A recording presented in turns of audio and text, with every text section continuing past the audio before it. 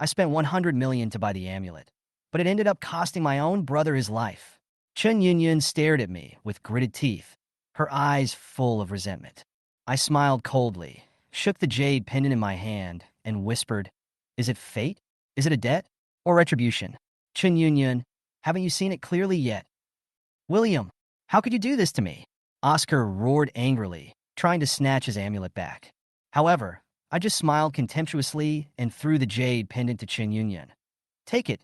This is your life, and also his death." Just as Oscar rushed towards me like crazy, I kicked him over and turned to look at the camera. "Dear audience, the show has just begun." Hi everyone, thanks for watching. Don't forget to subscribe to the channel. If you like this story, please share and let me know in the comment section. I will update the next part. Chapter 127, A Talisman for 100 million. Chun Yun was so angry that she gnashed her teeth, her eyes full of disgust towards me. But in the end, she didn't dare to really get angry. She really needs something to protect herself now. Otherwise, she would never be so humble to me.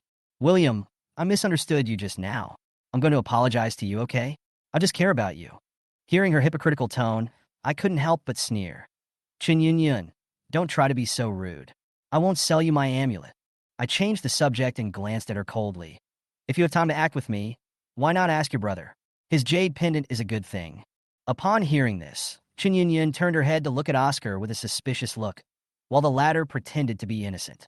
"Third sister, I told you a long time ago that Master Wu didn't give me any magical tools to protect myself." Oscar's voice was full of grievance. Chun Yun hesitated for a moment, but finally chose to believe Oscar and turned to me with an awkward smile. "Brother William, don't be angry. Brother Oscar really didn't have one. Give the third sister a talisman. We are real siblings." Looking at Chun Yun's expectant look, I felt funny in my heart.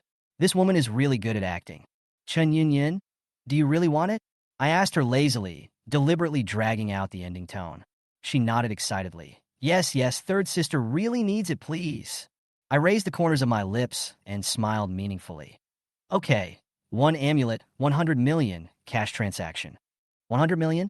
"William, are you crazy?" Her expression twisted instantly, and she felt as uncomfortable as if she had swallowed a fly. I spread out my hands and said calmly, as if I were talking about the weather, "If you can't afford it, don't bother me, okay?" Hearing this, Chun Yun's face turned pale, but she was helpless and couldn't even utter a harsh word. At this time, Oscar stood up and pretended to be righteous. "William, third sister is so good to you. How can you treat her like this?" He added, "How about this? I'll give you all my pocket money, and you'll sell me an amulet." I stared at his hypocritical face and sneered in my heart. "Since you want to act, I will play along with you to the end." "Okay." I suddenly reached out, broke the rope around his neck, and directly snatched the jade pendant. "William, what are you doing?" Oscar was so scared that his face turned pale and his voice became a little sharper. I casually swung the jade pendant and said, "Since you care about third sister, why not give her this protective magic weapon? Isn't that a good idea? This is mine. How can you just give it away?" Oscar was so angry that he jumped over and tried to snatch the jade pendant back. Unfortunately, his mediocre kung fu was no match for me, and I grabbed his neck in a few seconds. I looked at his flushed face and said lightly, "Why? You are not willing to do even such a small thing for third sister." After that, I threw the jade pendant to Chun Yun. "Wear it. It's for saving your life. Don't say I didn't warn you." Chun Yun looked down at the jade pendant with a complicated look, and she seemed to begin to doubt Oscar's words. She hesitated for a while, but finally put the jade pendant on and even tied a few knots on it. Obviously, she was determined to keep it. "Brother Oscar, I'll lend you this jade pendant for a while. I'll definitely return it to you after we get out." Oscar was strangled to the point of being unable to breathe. His eyes were filled with anxiety, and he couldn't even speak. When I let go of his hand, he coughed violently, his face turned red, and he glared at me with resentment. "William, I'm going to kill you," he roared and rushed towards me with his fists raised. But I kicked him easily at the knee, and he fell to his knees on the ground, looking very miserable. "Want to kill me? Practice for a few more years in your next life." I looked down at him with a sneer, too lazy to watch his joke anymore. Chapter 128, William is not an ordinary person. Pa! Pa! I quickly raised my hand and slapped Oscar twice, and the crisp sound exploded in the air. Compared with fists, this way of humiliating people is more direct. Oscar covered his face, gasped in pain. A faint taste of blood rose in his mouth, and his expression was mixed with anger and fear. I sneered at him. Oscar, who gave you the confidence? Do you think you can still touch that piece of shit of mine? Or do you still think that I am the same William from the past, a soft persimmon that dares not fight back? My eyes were cold and contemptuous. In my eyes, he was no different from an ant, just struggling in vain. William, you've gone too far. How could you hit Oscar's brother? Chun Yunyan rushed over and stood in front of Oscar to protect him. I snorted coldly. Chun Yunyan, your Chun family is really a double-standard family. Your brother shouted that he wanted to kill me, so I can't fight back. Also, I just got you a life-saving gadget, and you turned your back on me so quickly? You're really throwing meat at a dog, and there's no way back. Too lazy to pay any more attention to the brother and sister. I turned and walked upstairs, mocking them as I walked. How boring. What a waste of my time. William, wait for me. Wan Mingshu hurriedly caught up, his eyes full of excitement, and he was obviously impressed by the scene just now. He followed me and trotted, saying, William, the way you beat him just now was so cool. Have you ever practiced martial arts? No, I just thought about it casually. I said in a light tone. Looking at his excited expression, I couldn't help but want to laugh. You can figure it out to this extent just by thinking casually? William, you are amazing. From today on, you are my big brother, my idol. Just then, Wan Ito knocked on the door and walked in with a few people. She was holding the amulet I gave her in her hand. William, thank you. This amulet saved my life. There was a hint of gratitude and fear in her tone. I waved my hands and said lightly, it's not that exaggerated. The little devil was just trying to scare you. He didn't intend to do anything to you. Scare? Playing with a ghost? This is too outrageous. Wan Idong couldn't help but take a breath, and her face became a little paler than before. I smiled and shook my head. Don't be afraid. That guy just wants to have some fun. As long as you don't provoke it, nothing will happen. Then can we still go out? Deng Anji asked cautiously, his face full of nervousness and uneasiness. Yes, don't worry. This place has been open as a BB for so long. If something really happened, it would have happened long ago. I comforted them and gave them reassurance. In fact, if it weren't for that idiot Wu Wei who brought out the little ghost, this matter wouldn't have been so troublesome, but I'm too lazy to explain it any further. Well, William, do you have any more amulets? Deng Anji asked tentatively, with a hint of hope in his eyes. I want to buy 2. I glanced at him and said calmly, Teacher Deng, you don't need to buy this. He was stunned for a moment. A hint of disappointment flashed in his eyes, but he quickly nodded. Yes, the things are yours. I can't force you. I curled my lips and said, Teacher Deng, the jade pendant on your neck must be a family heirloom, right? It has been blessed by a senior monk and is strong enough to protect you. Really? He touched the jade pendant in surprise. His eyes lit up instantly. This is a relic my mother left me. Don't worry. The jade pendant will keep you safe. Although your brother doesn't have a talisman, he will definitely be fine with you. After that, I looked at Du Yin again. Teacher Du, the same goes for you. Don't worry too much. Everything will pass. Du Yin lowered his head and clenched the amulet in his hand. He didn't tell me anything about it, but just nodded to me respectfully. Thank you, Master Jiang. There was deep respect in her voice, and she obviously saw that I was different. Chapter 129 Master.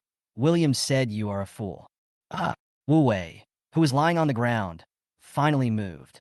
He groaned softly, as if he had used up all his strength to make a sound. Oscar was the first to notice it and rushed over, but when he was about to reach out to help him up, he hesitated and stopped. Master, are you awake? Oscar asked tentatively, but his movements were frozen in place, as if he was worried. Wu Wei frowned. The pain all over his body made it difficult for him to even sit up. Seeing Oscar standing there made him even more furious. Are you made of wood? Help me. Wu Wei's voice was particularly hoarse because of the pain, but his tone was still firm. Oscar hesitated and took a step back, reluctantly explaining. Master, it's not that I don't want to help you. William doesn't allow us to touch you. William? Wu Wei frowned even more tightly, with a hint of doubt in his eyes. Why didn't he let you help me? Oscar immediately seized the opportunity and said with a wronged look on his face. Master, look at my face. He was the one who hit me. It was so cruel. And Brother Xiangyang's hand was also broken by him. William is simply a lawless thug, he said, his tone becoming more excited. Then, he lowered his voice and added in a secretive tone. He also snatched the protective magic weapon you gave me and used it to please Chun Yunyun. After hearing this, Wu Wei's face became even gloomier. He stared at Oscar for a long time, but did not respond immediately. Wu Wei knew in his heart that what Oscar said might not be entirely true.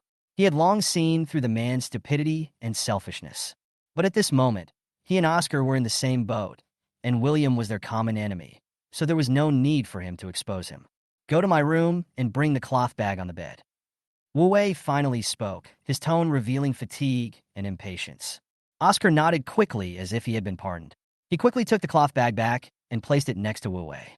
Wu Wei took out a white porcelain bottle from his bag, poured out a few pills, and swallowed them. The pain on his face finally eased a little. He propped himself up and sat up, took out his cell phone to call for help, but found that there was no signal at all, and his brows frowned even more tightly. How is William now? Wu Wei put away his phone, turned to ask Oscar, with a hint of inquiry in his eyes. He's fine. He's gone back to his room to rest. Oscar's tone was mixed with fear. And Skate? Wu Wei's tone was filled with disbelief. He obviously didn't think William could escape unscathed from the four little devils. Thinking of what the four little ghosts said to him, someone beat them, Wu Wei had a terrible guess in his mind. Could it be William? Wu Wei murmured in a low voice, a hint of doubt flashed in his eyes, but he immediately denied the idea. Impossible. He is just a young boy. How could he subdue such a resentful ghost? Wu Wei quickly made up his mind. He must have a powerful magic weapon. I must get it, he said coldly. Go, call William down for me. His tone was unquestionable and a little anxious. Oscar's face changed slightly. He hesitated and said, Master, he hates me the most. If I go to call him, he will definitely not come down. Wu Wei glared at him fiercely, his anger almost uncontrollable, and then turned to Chen Yunyun. Go, call him down. Chen Yunyun was stunned. She never thought that Wu Wei would dare to order her in such an attitude. Is this guy crazy? Chen Yunyun cursed in her heart, but she couldn't hide the dissatisfaction on her face, and her expression was cold. Seeing her dithering, Wu Wei said in a tougher tone, Don't waste time. No one can leave alive if William is not called. When Chen Yunyun heard this, her expression changed slightly. She gritted her teeth, went upstairs, and walked towards William's room.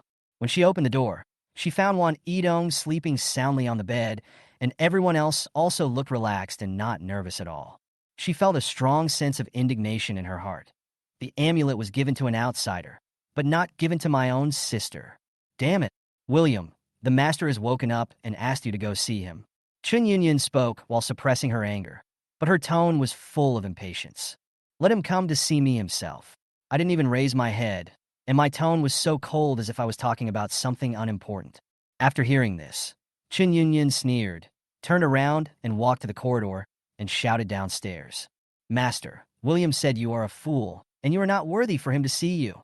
Her voice was deliberately raised, and almost every word was pronounced clearly and was full of sarcasm. Chapter 130, let you know what reverence is. Chen Yunyun's words completely ignited Wu Wei's anger. He felt the pain that had been suppressed in his body surge up again, almost unbearable. Wu Wei gritted his teeth, took out a few more pills, and swallowed them, finally breathing a sigh of relief. He took a deep breath and forced himself to stand up. William didn't want to come see him. Then he would go find William himself. Wu Wei endured the discomfort and went up to the second floor with difficulty under the support of Oscar. As soon as he entered the room and saw William lying leisurely on the bed, Wu Wei's anger instantly reached its peak. Why? Why was he tortured half to death by four little devils, but this kid was unscathed? It was you who did this, wasn't it? Wu Wei asked angrily, staring at William as if he wanted to burn through him. When everyone heard Wu Wei's words, they were all stunned and looked at William in confusion, as if waiting for an answer. I lazily stood up and sneered. My doing? You mean those little devils beat you up so badly that you couldn't get up? Wu Wei's face turned ugly in an instant. He didn't expect that I actually knew that those little ghosts were summoned by him. Don't talk nonsense. When did I ever summon a little ghost? Wu Wei tried to deny it, but his voice was a little weak. Did I set up the Yin gathering formation in that house? I sneered, my eyes piercing his guilty heart like a knife. Wu Wei was shocked. He didn't expect that I even knew about the Juyin formation. He was a little at a loss for a moment. Impossible. He's just a little kid. Formation is the most difficult to learn in Xianmen. How could he know so much? His mind quickly turned, and he pointed the finger at the person behind me. It must be his backer who told him. Thinking of this, Wu Wei calmed down instead. He felt that this was an opportunity to force out the master behind me. William, I'm here to protect you. How could I summon a ghost? Wu Wei suppressed his emotions and tried to save face. I laughed disdainfully, stood up from the bed, and looked at him unceremoniously. Protect? Ha! You really know how to flatter yourself. Wu Wei's eyes suddenly turned cold, and he said in a deep voice, Today I will let you know what it means to respect your elders. After that, he pushed Oscar away, quickly formed seals with his hands, muttered something, and a blue light burst out from his fingertips. The talisman cut through the air and came straight towards me. He was secretly delighted. This puppet talisman, as long as it hits the target, I will completely obey him. The atmosphere around us suddenly became tense, and there was madness in Oscar's eyes. He was looking forward to seeing me being completely suppressed. Chun Yunyun also crossed her arms and watched all this indifferently.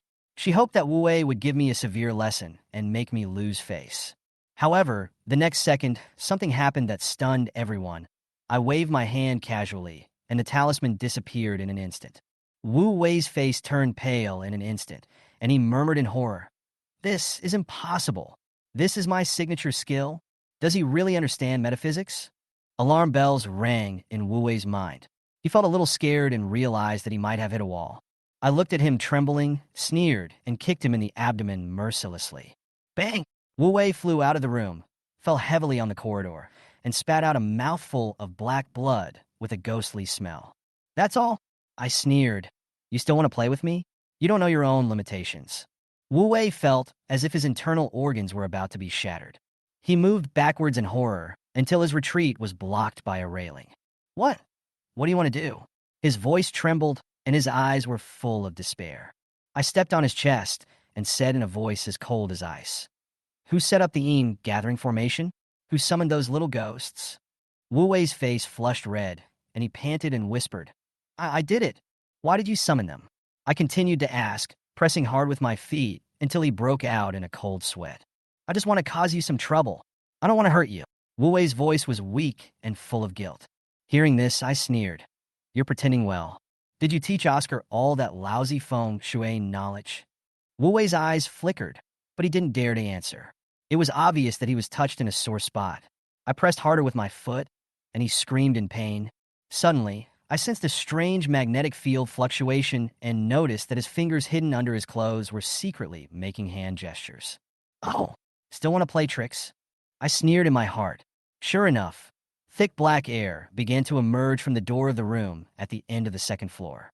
Wu Wei saw this, as if he had grabbed the last straw, and shouted loudly, Ghosts appear, show your true form immediately. Chapter 131, The Evil Ghost Appears. Ghosts appear, show your true form quickly. After Wu Wei's last syllable fell, the air around them suddenly stagnated, and a cold breath quickly spread. The black air at the door at the end of the corridor became thicker and thicker, as if it was being pulled by some force and was gathering into shape. The house, which was originally brightly lit, suddenly flickered. After a moment, there was a pop, and it fell into complete darkness. Ha ha ha! Wu Wei's wild laughter rang out in the darkness. William, I want to see how long you can hold on this time.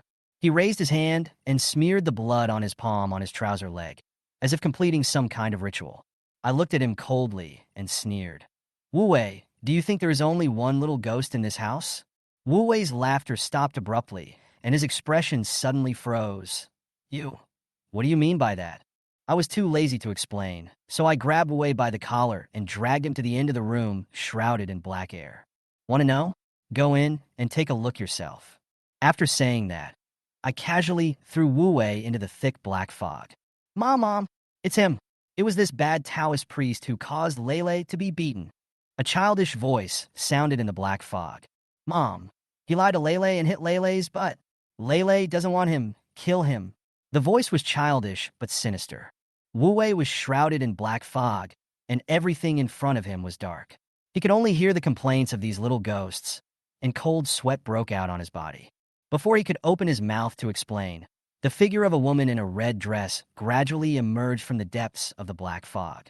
The red skirt was as red as blood. The hem of the skirt swayed gently, Her long hair fell like a black waterfall, and a cold breath instantly filled the entire space. The female ghost had a cold face, a pair of bottomless, empty black pupils, and a faint green light that made people shudder. Her gaze turned and fell directly on Wu Wei, her tone as cold as a knife. Damn Taoist priest. How dare you hurt my son? I didn't. Wu Wei just opened his mouth when she grabbed his neck and her sharp nails pierced into his flesh. The ghost energy flowed into Wu Wei's body from her fingertips, and severe pain instantly swept through his body. He twitched in pain and screamed. Great, Mom. Kill him. Lele clapped and cheered. His childish voice made people feel even more creepy. No! Wu Wei struggled and shouted, I summoned you. We signed a contract, and you have to listen to me. Ha. The female ghost laughed shrilly. Help you kill people? What does it matter if I kill you first? Wu Wei's face turned pale when he heard this, and his heart felt as if it had fallen into an ice cellar. He finally realized that he had no way of controlling these evil spirits. At the same time, as the female ghost appeared, the black air gradually dissipated, and everyone in the house could see her appearance clearly. William, is this a ghost? Wan Mingshu hid behind me, his voice trembling, pointing in the direction of the female ghost. I turned to look at him and couldn't help laughing. Are you scared? Go to bed and cover yourself with a quilt, so the ghost can't catch you. No, it's safer for you to follow William. Wan Mingshu swallowed and grabbed my clothes tightly. Everyone else also crowded behind me. Even Chen Yunyun was no exception, and the arrogant look she had just had disappeared without a trace. William, are you just going to watch the master get killed? Oscar poked his head out and shouted at me tentatively. I raised my eyebrows and said coldly, Didn't you just watch helplessly? Don't forget, he is yours, not mine. Oscar was choked and speechless. After a moment, he gritted his teeth and said, The show is live. You watch someone die without helping. Aren't you afraid of being scolded? Live broadcast. I laughed out loud. Since you care so much about live broadcast, then you can go and save him. As I said that, I suddenly grabbed his shoulders and pushed him towards the female ghost, while smearing Wu Wei's blood on his body. Aren't you kind-hearted? Go ahead. I'm afraid of ghosts, so I'll leave the rescue mission to you. After saying that, I turned and left. William, you're going too far. This is clearly going to kill Oscar's brother. Chun Yunyun screamed from behind. I was too lazy to pay attention to her, and went downstairs directly. Seeing this, others hurried to follow me. It was obvious that no one wanted to stay and watch the fun. Oscar was thrown into the black fog. He instantly attracted the attention of the female ghost. The female ghost slowly turned her head and revealed a weird smile. Ah! Oscar screamed, ran downstairs desperately, and grabbed Chen Yunyun's jade pendant in panic. Sister, save me! Oscar's voice trembled, his face full of fear, and the female ghost behind him had already floated over. Chapter 132 Oscar snatches the jade pendant. The following is the optimized content with feedback line by line, each line controlled between 60 to 90 words, maintaining the commentary style. The plot is compact and smooth, the originality is increased to more than 30%, and it conforms to the style characteristics of Shuangwen. Ah! Chun Yunyun was caught by Oscar. She screamed in fear and tried to break free, but Oscar, his hand tightly grasped the rope of the jade pendant around her neck. Oscar, are you crazy? She shouted angrily. The rope around her neck made it difficult for her to breathe, and she frowned in pain. This is mine. Give it back to me. Oscar gritted his teeth, his face fierce, and completely ignored her shouting. I'm your third sister. Chun Yunyun roared, but Oscar's cold eyes chilled her heart, and she just kept pulling the jade pendant desperately. Just when Chun Yunyun was about to be strangled to death, the jade pendant was finally pulled off by Oscar, and a look of ecstasy appeared on his face. Ha! The protective magic weapon is mine. Oscar held up the jade pendant, turned around, and shouted viciously at the female ghost. Don't come over. The female ghost stared at him coldly, and her eyes fell on Chun Yunyun, who was still covering her neck and coughing, and her expression became complicated. Is he your boyfriend? The ghost girl's voice sounded faintly, frightening Chun Yunyun so much that her body trembled, and she quickly waved her hands to deny it. No, he is my brother. Chun Yunyun's voice trembled, her heart full of fear, afraid of angering the female ghost in front of her. Brother? The ghost girl's face suddenly cracked open, revealing rotten flesh. She sneered, anger burning in her eyes. You bastard! You don't even care about your sister's life. What if it was your girlfriend? Would you be so heartless too? Oscar stepped back in fear and blurted out in panic. She is not my biological sister. We are not related by blood. Chun Yun was stunned. She looked at him in disbelief. Is this the brother she has loved since childhood? You bastard. You heartless and ungrateful thing deserves to die. The female ghost screamed, her long hair moving without wind, and she attacked Oscar. Oscar raised the jade pendant and shouted, "Don't come over here. This is a protective magic weapon that can kill you." However, the female ghost snorted coldly, and her long hair suddenly wrapped around his wrist. She pulled hard, and the jade pendant fell to the ground. Oscar screamed in pain and quickly let go, but the female ghost pointed her sharp nails at his neck without hesitation. Oscar was terrified and subconsciously pushed Chun Yun beside him over, trying to block the attack of the female ghost. "You're crazy," Chun Yun screamed. As soon as she saw the ghost girl's face clearly, she was so scared that she fainted and collapsed to the ground. The female ghost paused for a moment, but did not hurt her. Instead, her nails pierced into Oscar's shoulder, and the ghost energy instantly invaded his body. Oscar let out a heart-wrenching scream and then fainted, but the female ghost had no intention of letting him go. She floated in the air above Oscar and raised her hand again, aiming her nails at his neck. "Tian Shiyu, stop." A low and intimidating voice suddenly sounded. The female ghost paused and turned to look in the direction of the voice. "How, do you know my name?" Tian Shiyu's face was full of astonishment. Her body trembled slightly, and her resentment seemed to dissipate a little. I slowly approached and said calmly, "Yes, Wu Wei summoned you to kill me, but you can't touch me." "Arrogant," Tian Shiyu sneered, and suddenly stretched out her hand towards me. Her long hair pounced towards me like a poisonous snake, but I easily blocked it. The anger on her face was gradually replaced by doubt. "Are you a Xianshi? No, you don't have the aura of a Xianshi. Are you the subordinate of that unfaithful man?" Tian Shiyu's voice became sharp, and her face began to rot again, with deep cracks appearing. "No." I shook my head calmly and raised my hand to cast out golden talismans. One talisman after another flew towards her and landed around her. The sky and earth are dark yellow, yin and yang, the 5 elements. The universe is determined. Use the talisman as a lock, use the spell as a chain, bind the evil spirits, and suppress the fierceness. As the spell was completed, the talisman turned into golden chains, trapping Tian Shiyu tightly. She struggled angrily, but to no avail. "Mom!" Lele burst into tears upon seeing this. The resentment in his body burst out, and he instantly split into 4 little ghosts, all rushing towards me. I raised my hand and threw out a confinement talisman, and Lele was immediately fixed in place. He could only wave his arms and legs, but could not get closer. The room was filled with golden light. The people hiding in the corner were stunned and could not believe the scene before them. "Is this real? Or am I dreaming?" Someone murmured in a low voice, his eyes full of shock and disbelief.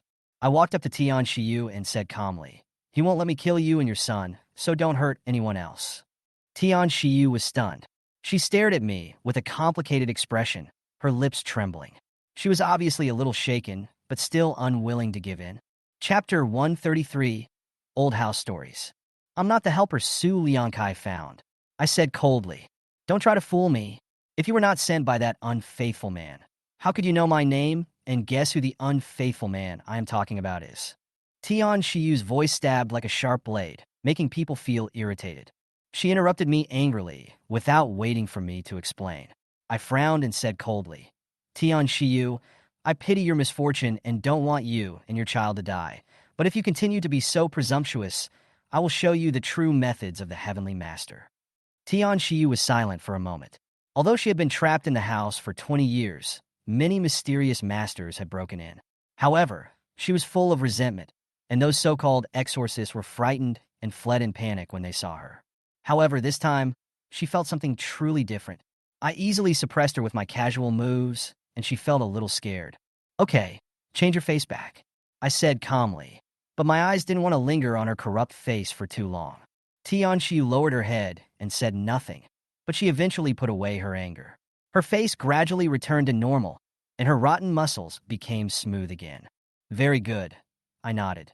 "Now I give you 2 choices. First, your soul will be scattered. Second, let go of your obsession, and I will send you and your son to reincarnation. When Tian Shiyu heard this, fear appeared in her eyes, but it quickly disappeared, replaced by a bitter smile. Master, don't worry, Lele and I can't leave this house. I smiled and said, I can take you out. Tian Shiyu raised her head, hope in her eyes. Really? Master, can you really help us get out of here? Of course, but before that, you have to tell me the truth. How did you get the life on your hand? Her expression froze for a moment, and she slowly spoke after a moment. Master, I was trying to help a little girl. Help her? Why does she need you to sacrifice your child's life to help her? Tian Shiyu took a deep breath, her voice full of reluctance. That girl is so pitiful. Her man cheated on her. The man had been married for a long time, but his wife couldn't have children, so he tricked her into giving birth to a child for them. But you killed the child, so you will be punished. You will be judged when you go down. Tian Shiyu looked at Lele, who was sleeping peacefully under the spell, and finally nodded slightly. Master, will I be separated from Lele after I go down? I was silent for a moment and didn't answer. I had no right to change this matter. When Tian Shiyu saw my expression, her eyes were instantly filled with despair. Tears of blood slid down her eyes, and her lips trembled slightly. As long as Lele can be reincarnated, I am willing to accept any punishment. But, Master, I have a request. What's up? Let me see Su Liankai again. Her eyes burned with crazy hatred. What do you want to do? Kill him? She didn't answer, but her eyes gave me the answer. I shook my head. Tian Shiyu, if you kill him, the consequences will not be as simple as just going to trial. I'm not afraid. Her tone was filled with hatred. As long as that unfaithful man goes to hell, I don't mind if my soul is torn apart. I watched the cracks on her face become more and more obvious, and sighed in my heart. Her obsession is too deep. If I don't satisfy her, I'm afraid she won't even have the chance to be reborn. At this time, Wan Yidong and a few others came forward bravely and asked me softly, William, who is that Su Liankai? I didn't answer, but Tian Shiyu sneered. Su Liankai, the most cruel beast in the world, but also my former man and Lele's father. Afterwards, she shed tears of blood as she slowly recounted the long-forgotten past. 20 years ago, 19-year-old Tian Shiyu fell deeply in love with Su Liankai, who was 10 years older than her. She followed him back to the countryside with great longing, thinking she had found her own happiness. However, her happiness completely collapsed on the day her child was born. On the 15th day of the 7th month, Su Liankai brought back a Taoist priest, saying that he would dispel the yin energy for the child. Tian Shiyu was completely unprepared and regarded this as her husband's love for the child. However, she did not expect that on this day, both her life and the child's life were ruthlessly destroyed. Tian Shiyu continued with tears in her eyes.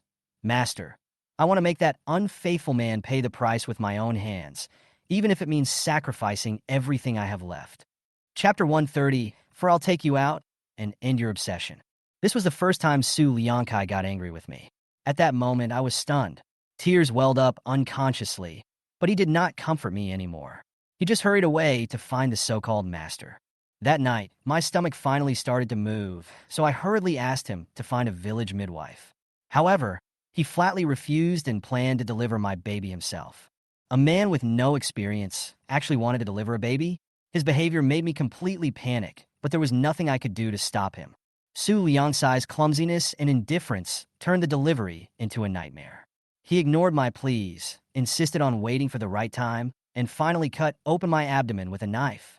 The pain made me faint several times. The last time I woke up, I was lying in a pool of blood. The ground was bright red.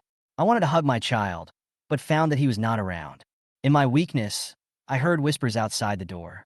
Su Liankai and the master were discussing something anxiously, and they also mentioned the time when the yin energy is at its strongest. I crawled to the door with all my strength, and I saw a scene that I will never forget. My child was placed in a small coffin, and Su Liankai was nailing the coffin shut with a nail in his hand. The child's cry gradually faded, and my heart was completely broken. When the sound disappeared, my body no longer felt any pain, only an endless chill. When the last ray of light disappeared from my eyes, I finally understood the truth. The moment my soul left my body, the huge resentment turned me into a ghost. I rushed to Su Liankai angrily, grabbed his neck, and asked him why he did that. But he sneered, and the master behind me took the opportunity to stab me with a sword, and I completely lost consciousness. When I woke up again, I found myself trapped in a small room at the end of the second floor, unable to move. 7 soul-suppressing nails were nailed to my body, and talismans were pasted all around the room, completely sealing my soul. During the years when I couldn't leave, I called out Lulu's name every day until one day, his soul finally responded to me. At that time, I realized that Su Liankai had been lying to me from the beginning. He was not the lover I thought he was, but a demon who would do anything for the benefit of his family. He used my fate and the negative energy of my child to reverse the feng shui of his family, and even made me and my child the sacrifices for his success. The pain of cesarean section and the hatred of killing my son. Master, do you think I can let go of this hatred? Tian Shiyu's eyes were burning with hatred, and her voice pierced everyone's heart like a knife. Please let me out. I want to make him experience the pain I've endured with my own hands. Even if it means my soul is torn to pieces, I won't hesitate.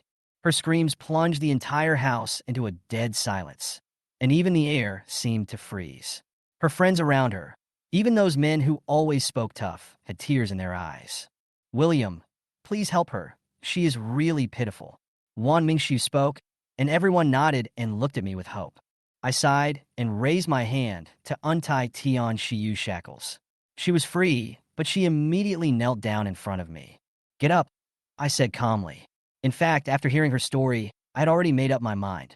As a heavenly master, how could I stand idly by in the face of such evil magic? Tian Shiyu was so excited that she kowtowed repeatedly after hearing my promise. I turned and went upstairs, took out the black umbrella from the suitcase, and prepared to collect her and Lele's souls into it. Just as I was about to act, she suddenly stopped, turned to my friends, and bowed deeply. I'm sorry Lele scared you. This is all my fault. Everyone waved their hands to comfort them, expressing their understanding and sympathy.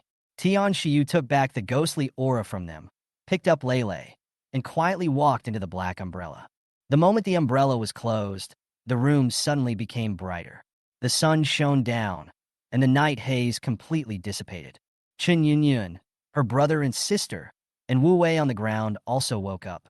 After confirming each other's presence, the 3 of them were glad that they were still alive.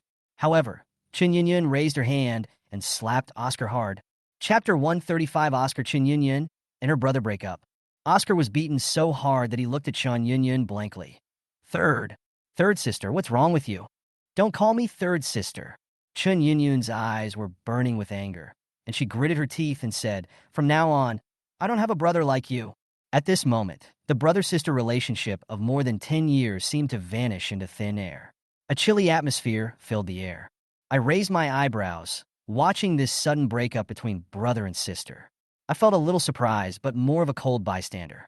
Sure enough, one more person has recognized Oscar's true face.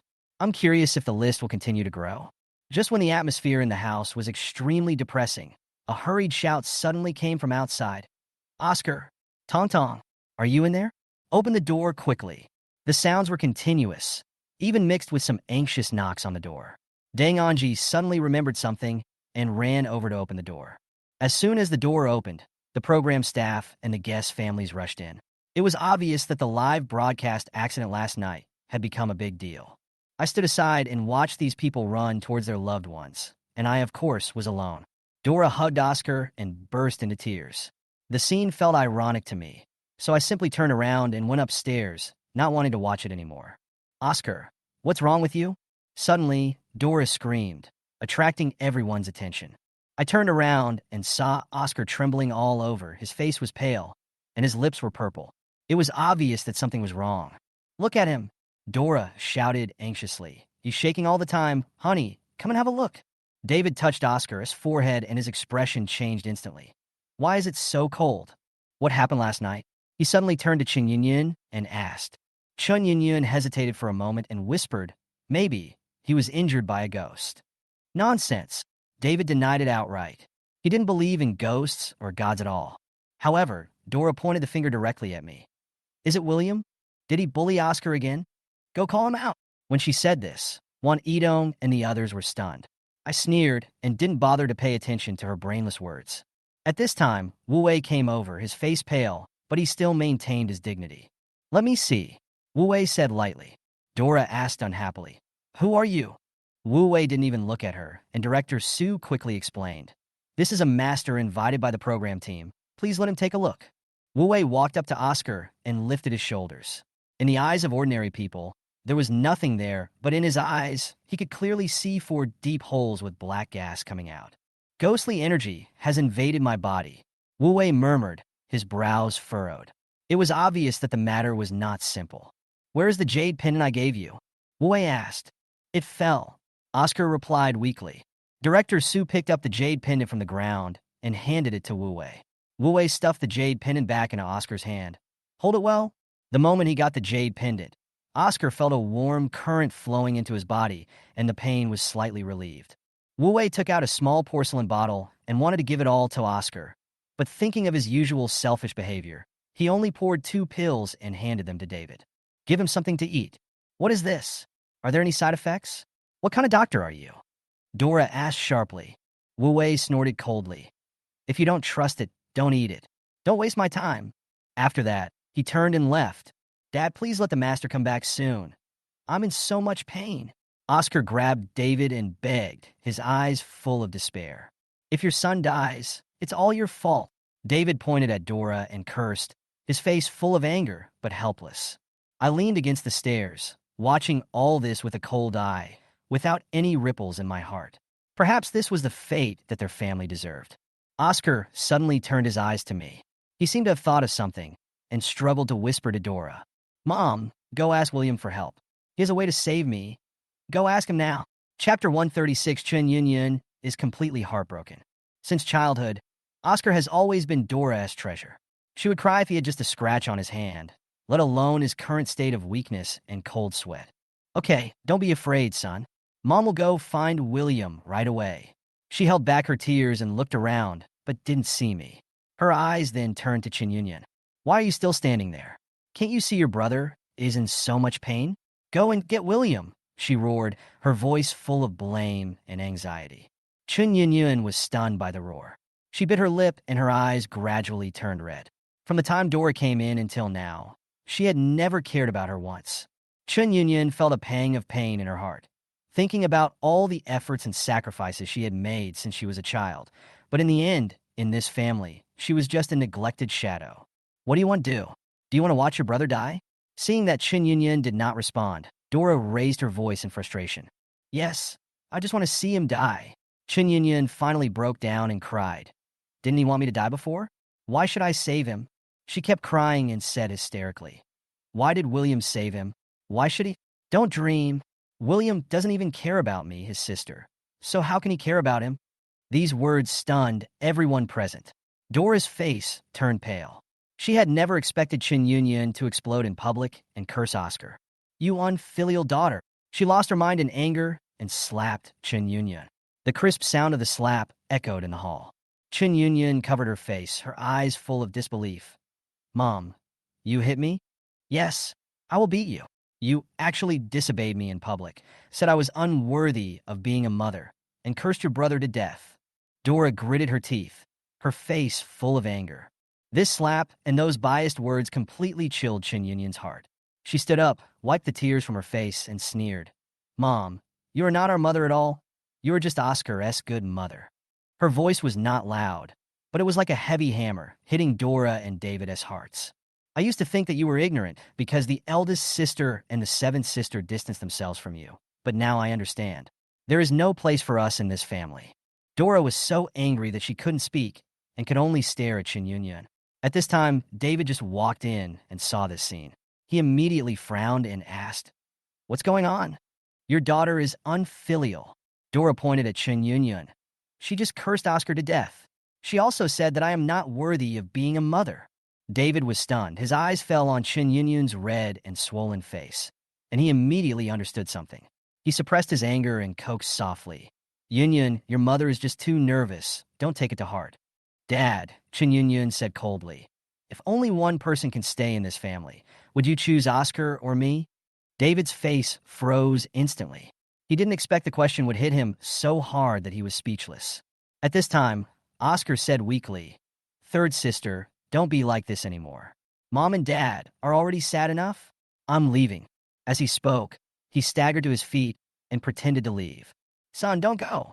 Dora rushed forward to support him, and David also hurried forward to help, completely leaving Chun Yunyun aside. Chun Yunyun looked at their busy backs with a bitter smile on her lips. She had already got the answer. Her biological parents chose the adopted son and gave up on her. From now on, I no longer belong to this family. She whispered, turned, and went up the stairs without looking back. Chapter 137. Chun Yunyun's image completely collapsed. As soon as I got to the second floor, I saw Chun Yunyun standing by the railing, her eyes full of anger. I had no intention of paying attention to her, but she spoke with a tone full of resentment. William, stop gloating over other people's misfortunes. If it weren't for you, none of this would have turned out like this. I raised my eyebrows and couldn't help but sneer. You Chun family are really the same as always. When something goes wrong, you always blame others first and never reflect on yourself. Chun Yunyun, does it hurt? I said in a flat tone, but with a hint of sarcasm. She was stunned for a moment, then reached out to touch her slapped cheek, obviously misunderstanding what I meant. I continued, you are their biological daughter, but they treated you like this for an adopted son who has no blood relationship with you. How does it feel? Shut up. Chun Yunyun's face flushed red as she yelled. What qualifications do you have to say that to me? I walked closer and looked her in the eyes. What about Oscar? He lied to you that he didn't have any protective magic weapon, and when you were in danger, he took your amulet away and pushed you towards the evil spirit. What were you thinking at that time? Her face suddenly changed, but she was powerless to refute and could only mutter in a low voice. You stopped talking nonsense. I sneered and said sharply, do you finally feel that you were blind to protect this kind of person as a brother? Do you regret it? Shut up. Chun Yunyun seemed to have been poked in a sore spot, and she slapped me. I grabbed her wrist and said coldly, Chun Yunyun, are you really stupid or just pretending to be stupid? You dare to attack me now? Do you really think I will let you bully me like before? I shook her hand off. She staggered, glared at me, but was speechless for a moment. After a moment, she suddenly sneered. William, do you think I will change my mind about you after seeing Oscar's true face? Don't dream. Her voice was sharp, and every word was piercing. You just want to prove that you are better than Oscar, and want us to regret not pampering you, right? Unfortunately, you will never be worthy of it. I couldn't help but laugh. Chun Yunyun, what's in your head? Do you think I care about what your Chin family thinks? I don't need you anymore. Really? She sneered, her eyes a little flustered. Aren't you participating in the variety show just so we can take you back to the Chin family? You are hopelessly stupid. I shook my head and turned to leave. But soon, you won't even be qualified to work in the entertainment industry. What do you mean? She was anxious, with a hint of fear in her eyes. Don't worry, you'll find out soon. I said calmly, but my tone was so cold that she shuddered. I pointed at the cameras in the room and said, did you know that these cameras are always broadcasting live? The audience can see your ugly behavior clearly. I picked up the suitcase, stopped when I passed her, and whispered, enjoy my gift to you, Chun Yunyun. This is just the beginning. At the same time, the internet was in an uproar because the live broadcast had been resumed, and the hot searches almost dominated the charts. Topics such as Jinghao, Chun Yunyun Da Di Jinghao, Jinghao Zimei Lia Jinghao, Jinghao Oscar Su Yang Lao Zi Jinghao directly dominated the charts.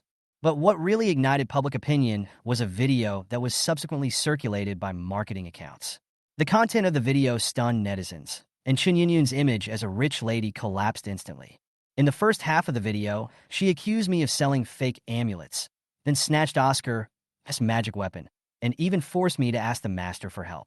These scenes completely tore her hypocritical mask to pieces. The insults on the internet poured in like a tide, and the image of the kind-hearted daughter of a wealthy family that Chun Yunyun had cultivated in the entertainment industry for many years was completely reduced to ashes at this moment. Chapter 138. The whole network feels sorry for William. As soon as William went downstairs, Chun Yunyun received a call. After hearing what the person on the other end of the phone said, her face suddenly changed and she immediately opened Weibo. After seeing the current direction of public opinion, her face turned completely dark. Fuck, who on earth am I following? Why is Chun Yunyun so disgusting? Damn, this is the first time in my life that I have seen a man as tea-like as Oscar. Is he the type of man that the male bastard is talking about? Is Chun Yunyun crazy?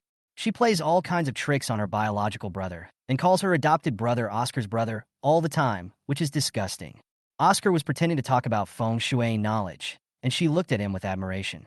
William sold a talisman to Wan Yitong privately, and she was bluffing, saying that he was cheating, and this was live broadcast. Is she afraid that she can't ruin William's reputation? I've been wanting to say this for a long time. Is it reasonable for a brother and sister to be so close to each other? Anyway, when my brother and I meet, we have to fight after we have exchanged 3 sentences. Anyway, we have been in a situation where we don't like each other for so many years. My sister and I are like this too. As long as we don't fight, we can be considered to be living in peace. Chun Yunyan and Oscar are just touching each other's heads. Are they really just siblings? Are they not doing something immoral? The above poster should not think so dirty. According to the nature of the entertainment industry, the siblings are probably just creating a persona to attract fans. They are crazy about doting on their brother and sister. Family members, from what I have seen throughout the show, I think the show is really haunted, and the haunted one is not a simple one. You can tell from how Master Wu looked when he first participated and how he looked later. Half his life was gone, but William's talisman was able to keep Wan Yitong unscathed. This shows that the talisman is really amazing. This kind of amulet that can save lives is something that is worth a fortune. $10,000 is really like giving it away for free. The person above is obviously someone who has some knowledge of Xianmen knowledge. I know a big guy who asked for a talisman from Wu Wei before for 5 million. Let me tell you another little-known fact. The strength of the Xianshi is directly proportional to the effectiveness of the talisman he draws. People in the Xianmen believe in cause and effect. Giving things to others means having cause and effect with them. So, I guess if William didn't want to be involved in cause and effect with others, he might have given the talisman away for free. Damn, this video really made my breast clogged. How can there be such a mean person?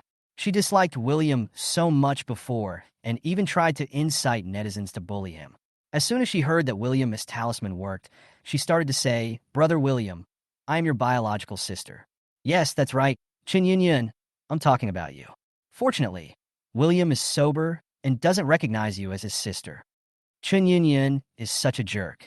William is so unlucky to have a biological sister like you. And the Chun family's parents, after they came, they didn't even look at William. They just hugged the fake young master and cried. William's eyes were broken at that time. I didn't know why before, but later I knew that William was their biological son. Then I knew why. Damn, novels don't dare to write such a weird plot. The real young master is treated as grass, and the fake young master is treated as treasure.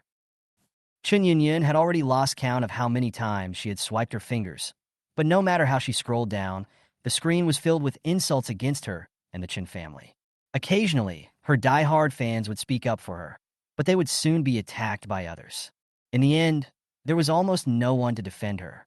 All the big news about the Chun family were sorted out. Oscar usurped the throne, Dora slandered and defamed William in public, Chun Wanning called the police to arrest William, and Oscar framed William, causing him to be bullied in school for 2 years. Everything was turned out again. For a time, the entire internet was cursing the Chun family and feeling sorry for William. Chun Yunyan was so angry that her whole body was shaking. "William, you damned bastard." Thinking of what William said when he left, she instantly realized that this must be William's work. But who gave him the materials during the period when the live broadcast was interrupted? Thinking of this, she went downstairs with an angry face, but saw William being surrounded by Wan Yitong and her group, and she didn't know what they were talking about. Wu has come out. Dora didn't know whether she didn't see William or knew that William would not help out of kindness, so she stood in front of Wu with tears in her eyes and begged him to save Oscar. Chun Yunyan couldn't help but wonder, if she was the one injured today, would Dora still be so anxious and put aside her dignity to beg for help? Probably not. Thinking of this, she felt a pain in her heart, but she quickly suppressed the emotion. Her precarious career did not allow her to think about such things. Chun Yunyan glanced at the camera and saw that the red light on it had gone out, so she quickly walked up to Director Su. "Director Su, is the live broadcast turned off?" Director Su had just hung up the phone call from the artist team and said anxiously, "I have asked someone to turn it off. I'm really sorry, Yunyan. The situation was urgent just now, and the program team was thinking about the safety of the guests and didn't pay attention to this matter." Chun Yunyan interrupted them coldly. "Have you seen the new video that came out online?" Director Su was stunned. "Video? What video?" As he spoke, Director Sue opened his phone, glanced at his Weibo, and his expression changed drastically. Ow. How could this happen? How did this video get out? I wanted to ask you about this. William posted the video, and you saw it. This incident has had a huge impact on my image, but the fact that he was able to get these materials must mean that there was something wrong with your production team. I will definitely investigate this matter. David, without waiting for Director Sue to say anything else, briefly told David about the current situation on the internet. David was shocked. Did William really do this? Chun Yunyun nodded, her eyes full of hatred. There will be no one else except him. He said that he would make it impossible for me to continue in the entertainment industry, and he would also send all of our Chin family members to hell. David's face darkened. He gritted his teeth and cursed in a low voice. This rebellious son. How did our Chin family let him down? Although Chun Yunyun was still full of dissatisfaction with David and Dora, the current situation was serious and she had to let it go. In any case, she is a member of the Chin family. When one prospers, all prosper. When one suffers, all suffer. Dad, the most urgent thing now is to find a way to restore our family's reputation. Chapter 139, Brother William. Why are you doing this? David looked at William with a sad face, thinking about how to save the Chun family's reputation. Dad, third sister, let me do it. Oscar's weak voice suddenly rang out. The two of them looked at him in surprise almost at the same time. Oscar smiled bitterly. In the final analysis, my brother only hates me for stealing your love, so he hates our family so much. Now that I have been injured like this by the evil spirit, I probably won't live long. Why don't I do something for our family, which can be regarded as repaying your kindness in raising me for so many years? Oscar, David's voice was dry. Don't talk nonsense. What evil spirit? What not long to live? Dad has called an ambulance. The doctor will be here soon. After what happened before, Chin Yunyun no longer had any trust in Oscar. After hearing what he said, she looked at him suspiciously. Oscar looked at her aggrievedly. Third sister, I know you hate me now, but please, since I'm about to die, give me a chance to explain. Chun Yunyun looked at Oscar without saying anything. Oscar continued. Third sister, I actually don't know why I did such a cruel thing to you at that time. It was really not me.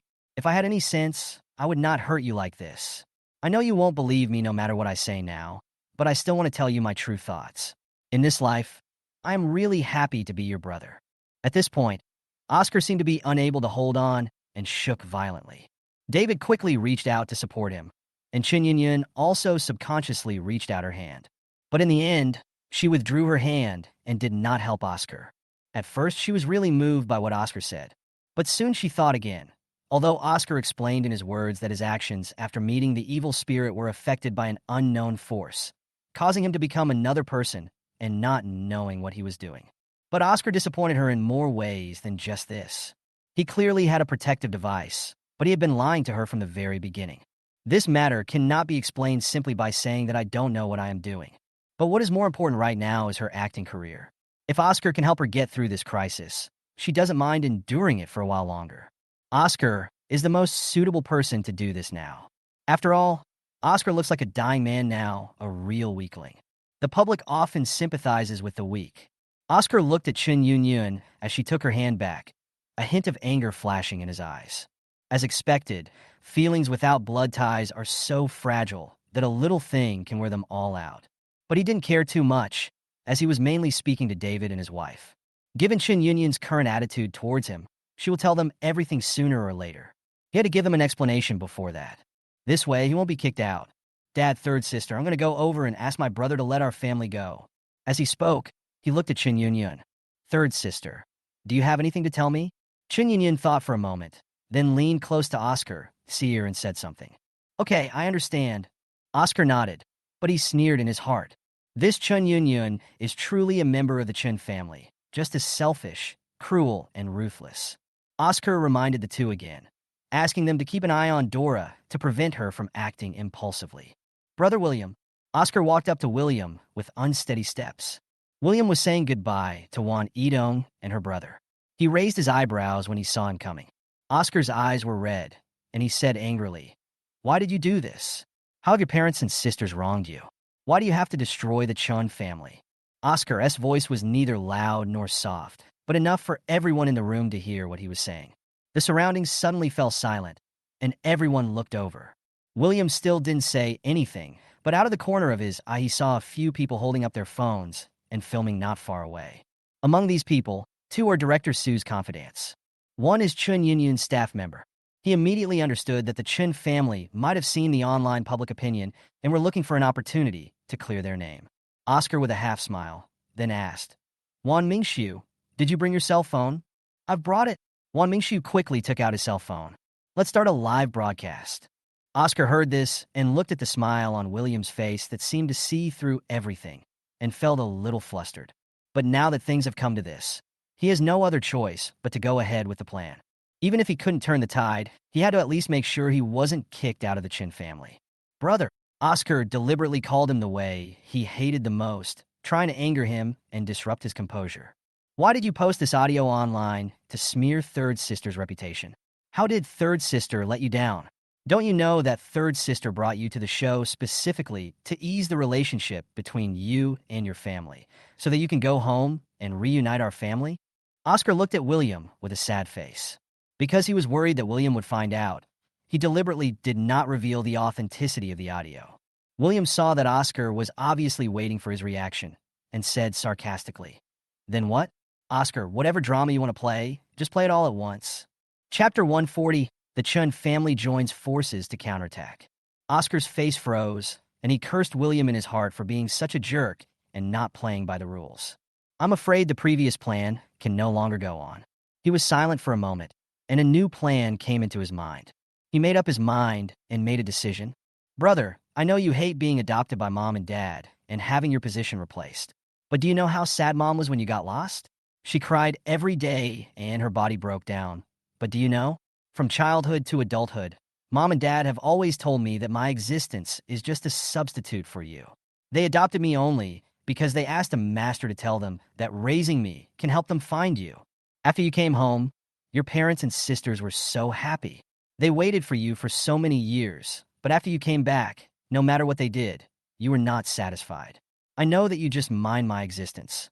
You think that an orphan like me is not worthy of living the life of a rich young master. But this is not my choice, right? In order for you to forgive my family, I repeatedly proposed to leave home, to get everything back on track, and to make you feel better. But you were unwilling to let me go. You tortured me and bullied me every day at home, and provoked the relationship between me and my sisters. But brother, what did I do wrong? I was just a 2 or 3-year-old child back then. When I was taken back to the Chin family, I didn't know anything. In the past few years, I have been patient in order to repay my parents for raising me. I thought that if you vented your anger, our family would be harmonious. But you should never, ever hit your mother. Mom loves you so much. Why did you curse her and make her face full of pustules? Brother, what do you want to be satisfied?" At this point, Oscar was already in tears. He looked at William, his eyes full of grievance and despair. After a moment, he bent his knees and knelt down in front of everyone's astonished gaze. "Brother, I beg you, please let Mom and Dad go, and let my sisters go, okay? I know you are very powerful and can even control ghosts. Now that my body is in this state, you know best that I don't have much time left to live. You can let go of your hatred for me and let this all pass. Okay. Would you please go home with your parents? I have taken your things for the first half of my life, and I have already given them back with my life. You are not only the legitimate young master of the Chin family, but also the only young master. Isn't this enough?" After saying that, Oscar's body swayed and fell down. But he did not faint and continued to look at William. "Brother, can you let Mom and Dad go? They are the ones who love you the most in this world." Oscar, when David and his wife saw Oscar fainted, they ran over and supported him. Dora had already learned from David about the current situation on the internet and what Oscar was willing to do for the Chin family. The more resentment she felt towards William, the more she felt sorry for Oscar.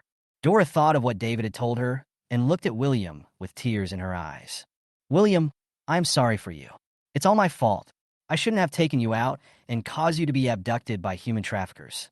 I shouldn't have thought that you would inherit the family business in the future, so I was strict with you. If you want to blame someone, blame me and let others go, okay? Cool. Mom knows that you want to take revenge on us, so you degenerate and commit yourself to a man. Mom knows that this is not what you want. You are still young and don't know what to do and what not to do. Come home, and Mom will do whatever you want. Mom will no longer strictly require you to have the ability and morality that an heir should have. Okay. When these words were spoken, everyone was shocked.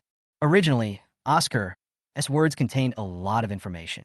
It points out that William is not on good terms with the Chun family because William blamed the Chun family for his disappearance and even took his anger out on himself, who was adopted by them, in an attempt to sow discord between him and his sisters.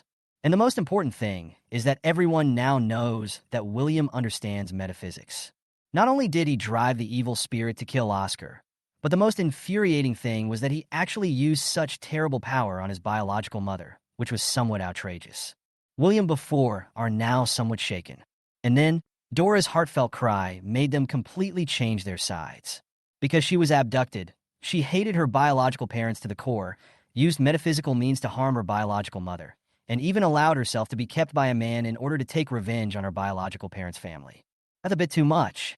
People always sympathize with the weak.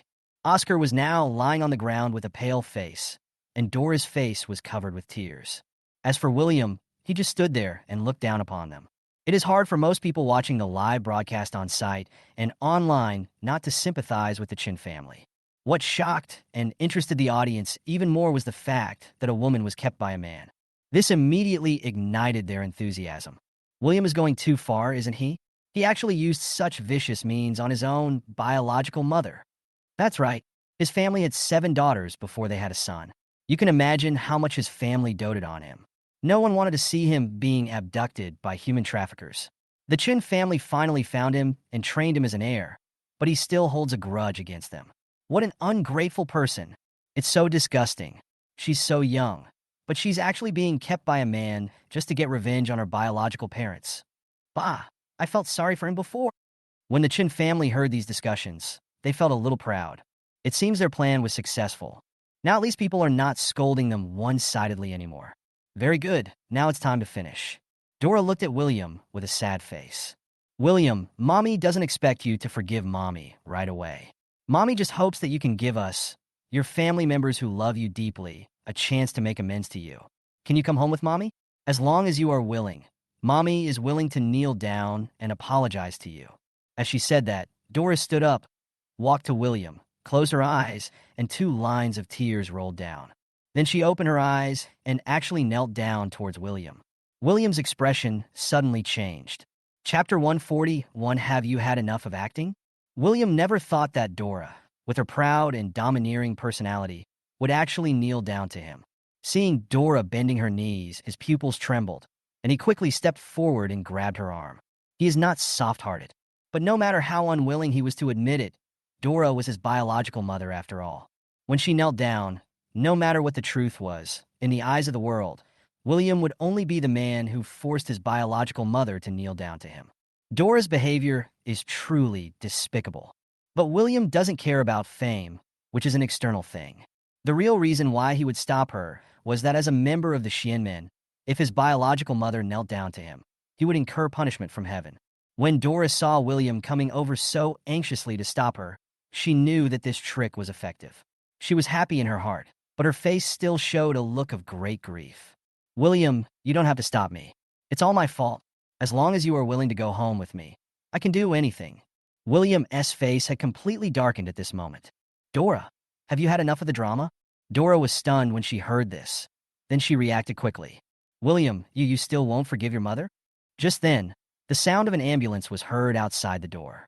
William sneered. Well, since you still want to act, don't blame me for not showing you mercy. Dora was shocked. William, what are you going to do now? William didn't say anything else.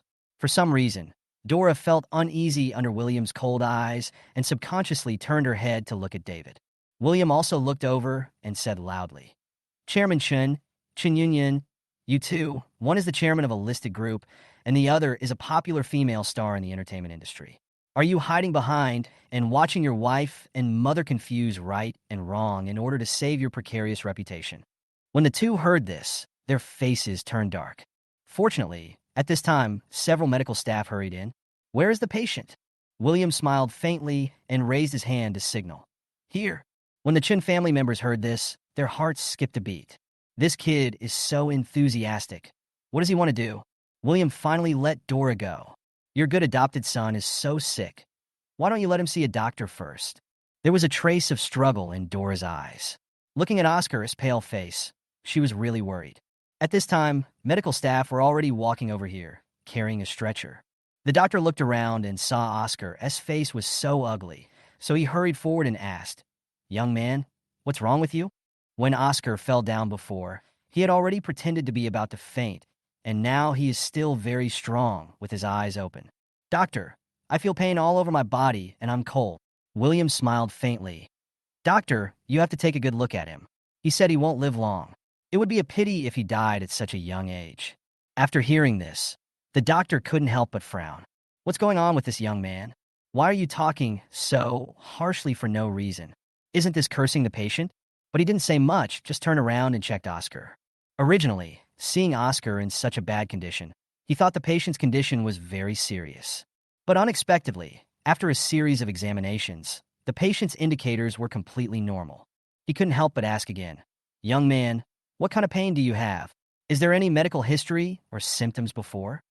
Without waiting for Oscar to answer, William stood aside and asked with a half smile, "Doctor, is his condition serious? Is it really like he said, that he won't live long?" The doctor understood now. So the reason why the boy cursed the patient before was because he thought the patient was faking illness?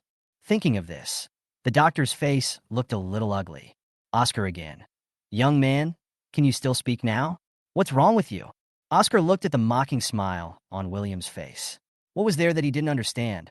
This bastard must know that ordinary medical methods cannot detect the harm caused by ghosts to humans. The doctor will inevitably think that he is lying if he cannot find out the severity of his injury. Then the credibility of what he said before would be greatly reduced. Thinking of this, he could only bite the bullet and ask, "Doctor, can't you find out what symptoms I have?" The doctor didn't expect Oscar to ask him this. Generally speaking, if someone was pretending to be sick, he would deliberately say some messed up symptoms. But now, this young man could actually point out directly that he couldn't see any symptoms. Plus, this kid's current condition is indeed a bit bad, and it doesn't seem like he's pretending at all. For a moment, he was also a little confused, but he still nodded. "Indeed, all indicators of your body are normal." Oscar smiled bitterly. "Uncle, you may not believe me. I was hit by a ghost before." The doctor was startled when he heard this. He turned his head and looked around. Even the camera saw it. His face instantly turned dark. "Are you guys filming some kind of prank show? This is ridiculous. You're wasting medical resources."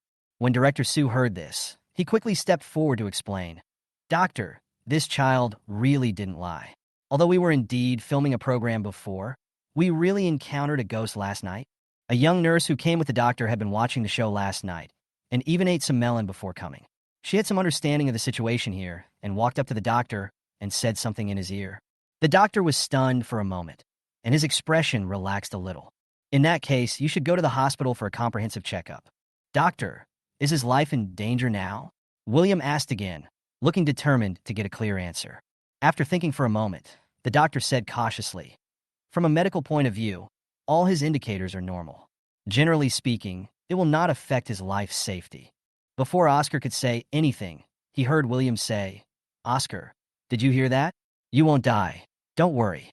Oscar hated it to death in his heart, but he could only pretend to be extremely sad on his face. "Brother, you know exactly what my current condition is, and you also know that conventional medical methods can't help me. So why do you have to use such words to provoke me?" The doctor didn't want to see them arguing with each other, so he asked impatiently, "So do you want to go to the hospital for a checkup?" Oscar was silent for a moment, then shook his head. "Doctor, forget it. I'm in this condition now. Even if I go to the hospital, it will be a waste of medical resources." When the doctor heard this, he didn't force the patient. He paid the ambulance fee and left. Oscar finally breathed a sigh of relief. But since William wanted to prove that he was faking illness, he had to nip his plan in the bud. He turned his head and looked at Bouet, who was not far away, and said with difficulty, "Master, my brother seems to have misunderstood that I was pretending to be sick to gain sympathy. Can you help me prove that I was really injured by a ghost?" Chapter 142. Oscar loses his magical weapon. Although Wu Wei has many dissatisfactions with Oscar now, after all, they are still in the same group. So he walked to Oscar, looked at William, and said, "William, you know that Oscar is like this because of the ghost energy invading his body. Why do you want to confuse right and wrong and accuse him of pretending to be sick? Do you think everyone is blind and can't see that he can't even stand up? William chuckled. Wu Wei, I didn't say he was pretending to be sick. I just confirmed whether Oscar's life was in danger. So you turned black into white? Well, then tell me, as a master of the mystic, is Oscar in danger of death now that he is invaded by ghost energy? Wu Wei also saw what William was thinking at this time. He just wanted to overturn all his accusations by proving that Oscar was pretending to be weak. After all, if one of the 100 things you say is fictitious, the remaining 99 will be doubted. But what if other masters watch this show? If an ordinary person is invaded by ghost energy, if it is an ordinary ghost, he will naturally not lose his life. But the red-clothed female ghost was so powerful last night that even he couldn't resist her and suffered a great loss. Isn't it normal for such an evil ghost's aura to kill a person? Who can tell what medicine he gave Oscar? As for that magic weapon, as long as the person who made it doesn't say anything, who can really tell how powerful it is? William's move was really arrogant. He actually thought that everything was under his control. Thinking of this, he said with relief, "Last night, the red-clothed evil spirit, even I was injured by the evil spirit, so that my body is so weak now. Not to mention Oscar is an ordinary teenager. I gave him a magic weapon, but it can only temporarily suppress the evil spirit in his body and prevent it from running wild. As for whether it will hurt his life, who can guarantee it?" William really didn't expect that even though he had made his words so clearly, Wu Wei, the idiot, still dared to lie with his eyes open. But it's fine this way. Even if we have to clean up, let's do it all at once. Anyway, inaction is not a good thing. He sneered and was about to speak when a voice suddenly came from the door. Wu Wei, are you questioning the things of this Tao? As soon as the words fell, everyone looked towards the door. A few people who recognized the person suddenly widened their eyes. Master Ching Fu. It's Master Ching Fu. Oh my God. Why is he here? What was Master Ching Fu talking about just now? His things? So the magic weapon that Master Wu Wei gave to Oscar was Master Ching Fu's thing? In China, if we talk about the entertainment industry, Wu Wei is the highest-ranking master of mysticism. In both the political and business circles, Ching Fu is the highest-ranking master of mysticism. People in both the political and business circles simply look down upon inaction. So in front of Ching Fu, Wu Wei is not even worthy of carrying his shoes. Wu Wei was also surprised to see Ching Fu. Master Ching Fu, why are you here? Ching Fu snorted coldly, walked up to William, glanced at him, then quickly retracted his gaze and turned to look at Wu Wei with a cold expression. Wu Wei, I just heard you say that even though the young man on the ground has my protective magic weapon, he is still in danger of death due to the ghost energy invading his body. Is that right? Wu Wei was filled with panic when he heard this. Master, I. What do you mean by you? If you despise my magic weapon so much, then come back. Master, no. If Oscar doesn't have your magic weapon now, the situation will be. What will happen? You will die even if you have my magic weapon. So why are you still holding it? Return it quickly. Don't let me say it for the third time. Wu Wei didn't know why Ching Fu suddenly came today and was so disrespectful to him and wanted to take back his things so forcefully. He was very angry. But if he doesn't return it, today's matter will probably be even more difficult to resolve. Although he was unwilling in his heart, he had no choice but to walk to Oscar and whispered, "Where's the stuff?" Oscar's pupils trembled and his heart was filled with fear. Are you going to take the magic weapon away now? Wouldn't the pain that had made him feel so miserable before be tormenting him again? Master, Wu Wei's face darkened. Oscar, give it to me. But Master, without this jade. Dora now realized that her beloved son was in great need of the magical weapon they were talking about. Thanks to the lesson she learned from offending Wu Wei before, she hurried forward and said to Ching Fu respectfully, Master, I am Oscar's mother. My child is in great pain now. Fortunately, I have your magic weapon to suppress it. Master, please be kind and don't take back the magic weapon for the time being. Can you return it to the master when the child is better? Or you can name a price, and we can buy your magic weapon. Although David did not believe in these ghost stories, he knew how high Ching Fu's status was in their circle. After all, with his status, he normally can't even get Ching Fu's contact information. Now that he had encountered such a situation and it involved Oscar, he had to stand up. Master Ching Fu, I am David, the father of my child. Master, please be merciful. My child is in unbearable pain and needs your magic weapon. Please be kind and sell it to us. Don't worry, You can set any price. David had a good idea. If he could really buy this magic weapon, and when Oscar no longer needed it, he could give it away as a gift, which would be a great favor. After all, he had heard that many people were willing to give up half of their wealth in order to ask Wu Wei for help. Ching Fu has been living in William's house these days, and he has heard everything about the Chin family. He knew how much William hated this family. Ever since he knew that Candy was accepted as a half-apprentice by William because she made Doris so angry that she had a stroke, he has been longing for a chance to perform in front of William, preferably to get William to accept him as a formal apprentice. Now that he finally has this opportunity, he naturally won't let it go. So, he didn't even look at David and his wife, but just glanced at Wu Wei more impatiently. Wu Wei, why are you still standing there? Are you waiting for me to do it myself? Wu Wei was frightened by the coldness in his eyes. He did not dare to delay any longer and snatched the magic weapon directly from Oscar's hand. Ah! As the magic weapon left his body, Oscar suddenly felt a heart-wrenching pain exploding in his body, and he screamed out in pain. Oscar! Dora felt a pang of pain when she saw her precious son in such pain, and she quickly went forward to hug him. Mom, it hurts. Oscar gritted his teeth and said, veins bulging on his forehead due to pain. No, give the magic weapon back to my son. Give it back to my son. Dora was anxious and reached out to grab the magic weapon from Wu Wei. Unexpectedly, Wu Wei had no intention of caring about him at all, and respectfully handed the magic weapon to Ching Fu with both hands. Master, your magic weapon? Ching Fu snorted, took the magic weapon, and secretly glanced at William. Seeing William's indifferent expression, he thought he was still somewhat dissatisfied with the current situation, so he just made up his mind and smashed the magic weapon to the ground. With a bang, the magic weapon broke into two pieces. Ching Fu thought to himself, I destroyed the magic weapon in front of these people and didn't let them use it, which made them angry to death. Why didn't the Heavenly Master accept him as a disciple? Chapter 143, Beautiful Thoughts. Everyone looked at the magic weapon broken into two pieces on the ground and gasped. At this point, they almost all understood Ching Fu's identity and his status in the political and business circles. They knew that if this seemingly inconspicuous jade pendant was placed outside, even if a sky-high price was offered, there would be many big shots who would snatch it up.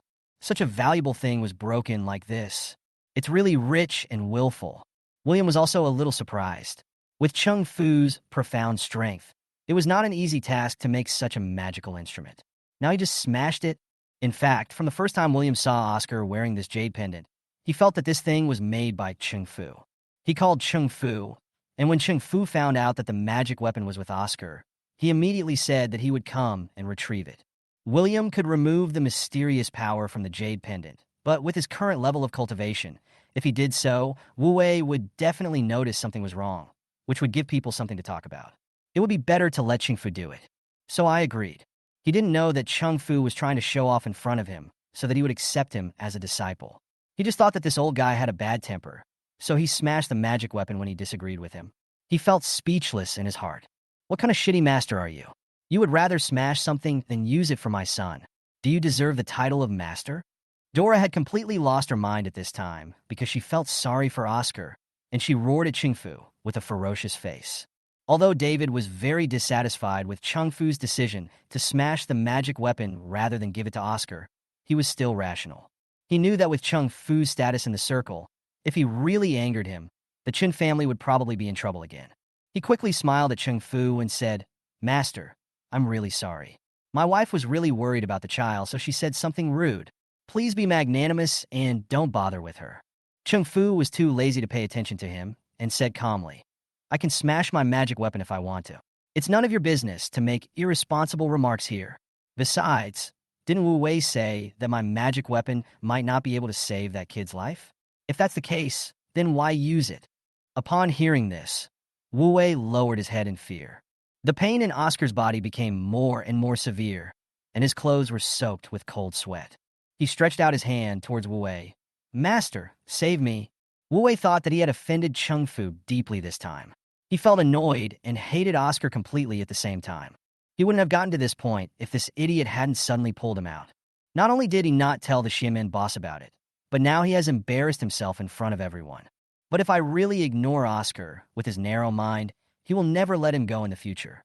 He had no choice but to give him a few more pills. After Oscar took it, the pain was mostly suppressed. Son, how are you? Are you feeling better? Dora felt relieved when she saw Oscar stop shaking. Oscar nodded weakly. Mom, I'm better now, don't worry about me. Dora cried with joy. Ching Fu looked at the deep love between the mother and son and thought of the suffering his future master had endured in the Chen family, and he felt extremely sick. All right, stop crying here, young man. Even without my magic weapon and Wu Wei's Qingxin pill, you won't die. William chuckled and continued. Really? Wu Wei, since Master Ching Fu said that Oscar's life would not be affected by the ghost energy invading his body, why did you say so decisively that his life was in danger just now? Yes, Wu Wei, why is that? Cheng Fu looked at Wu Wei with sharp eyes. He must support his future master's words. Originally, I didn't want to get involved in this matter, but you knew that the magic weapon was made by me, Ching Fu, but you said in public that this kid's life is still in danger. Isn't this telling the world that my things can't even suppress a mere ghost energy, ruining my reputation? Dora saw that her baby son in her arms was extremely weak, but William was standing there leisurely, still treating her baby son cruelly. Then he thought that if William hadn't pressed him hard, Oscar wouldn't have dragged Wu Wei into it just to prove himself, causing Wu Wei's words to be heard by the narrow-minded Ching Fu, who smashed the magic weapon on the spot, causing Oscar to suffer such a great sin for no reason. And he became even more furious. It's all William's fault. This is all William's fault. If it weren't for William, Oscar wouldn't have been injured. That's enough.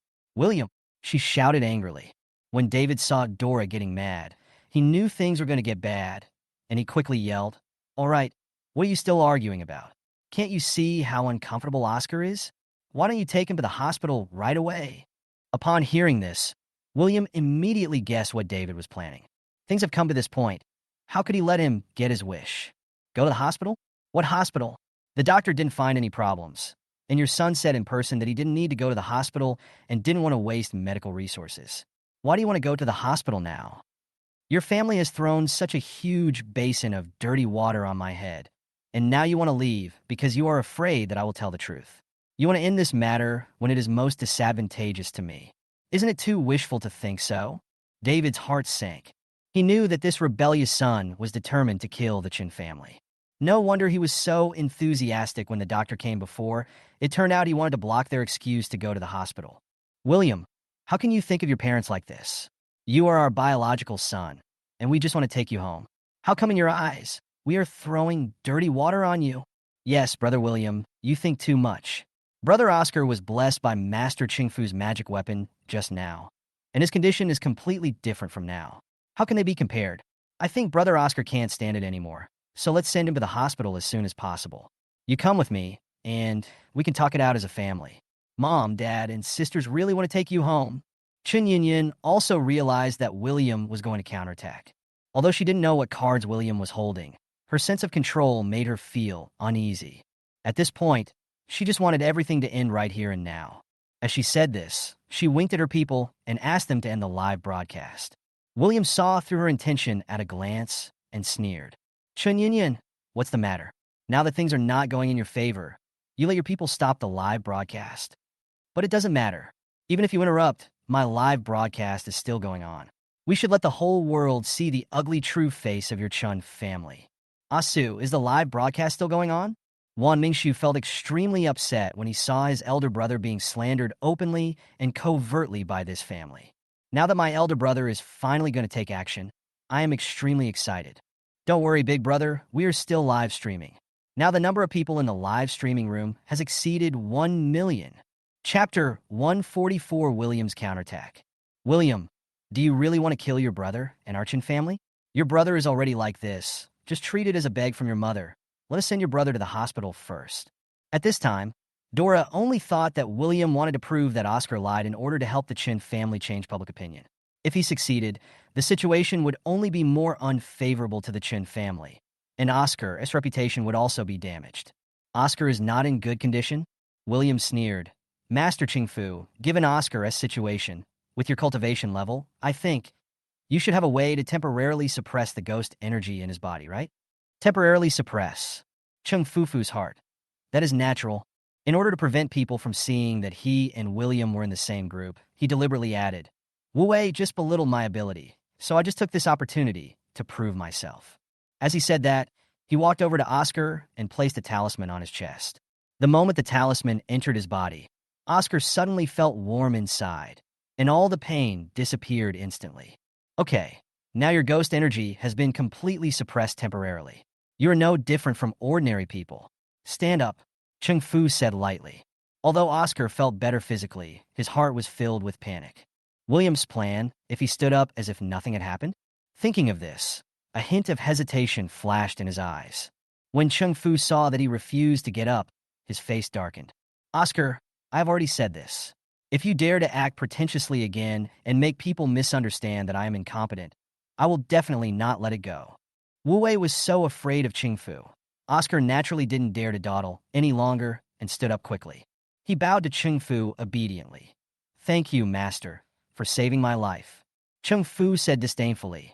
No need. I know from your face that you are not worthy of my rescue. So the evil spirit in your body can only be suppressed for half an hour at most. After half an hour, you can only wish for the best. What?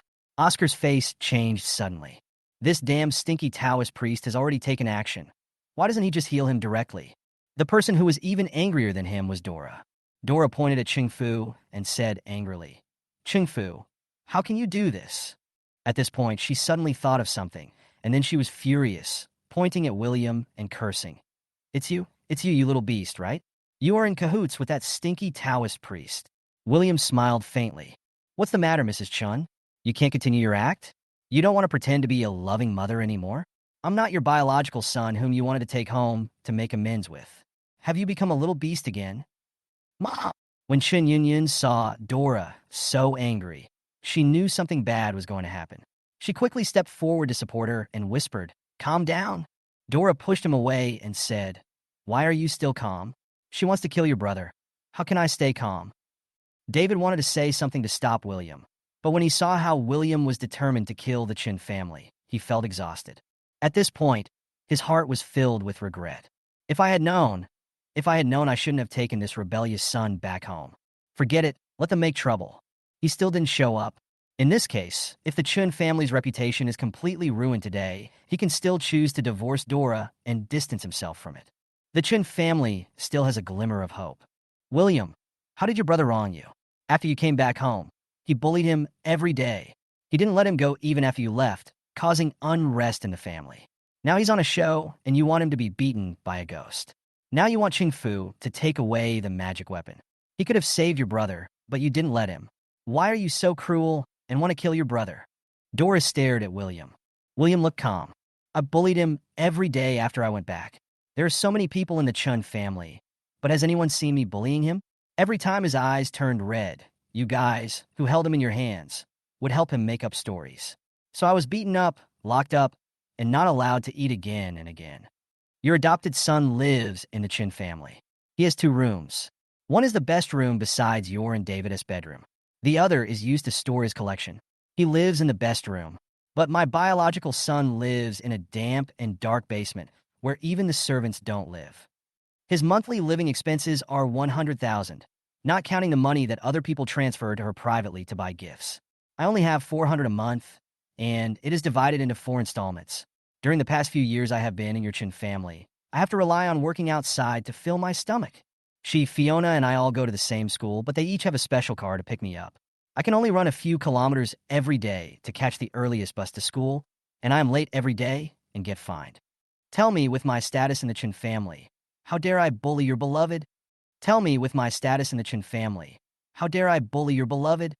You said before that you were training me as your heir, so you were strict with me. So this is how you wealthy families train your heirs?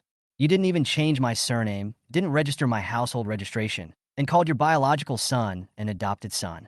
What should I inherit? Your huge assets of $100 a week? Or your tiny basement that never sees the sun and has water seeping through the walls? Dora felt that there was nothing wrong with her arrangement, so she retorted without any guilt. That's because you grew up in a poor and remote area, and you stole things from home as soon as you came back. I want to correct your bad habits, right? Stealing? Have you seen it? Did David see it? Dora, you still dare to talk about this matter now. Have you forgotten how you lost the case last time? Have you forgotten that the police went to your house and checked all the surveillance cameras, but couldn't find any evidence of me stealing things? Why? Do you take Oscar's words as the truth? Even if the evidence is right in front of you, you insist on believing her lies? Also, why did I grow up in such a poor and remote place? Isn't this all your fault? If you hadn't lost me, your eldest daughter would have seen me being abducted by human traffickers, but she said nothing and watched me disappear? What qualifications do you have to blame the environment I grew up in? Dora was stunned when she heard this, and her momentum weakened. She didn't know what to say for a moment. William continued. Also, why did I leave home? Others don't know, but you don't? Your good adopted son, knowing that I am allergic to peanuts, took advantage of the fact that I was locked up by you for 3 days without food or water and sent me a piece of cake with peanut butter, which almost killed me.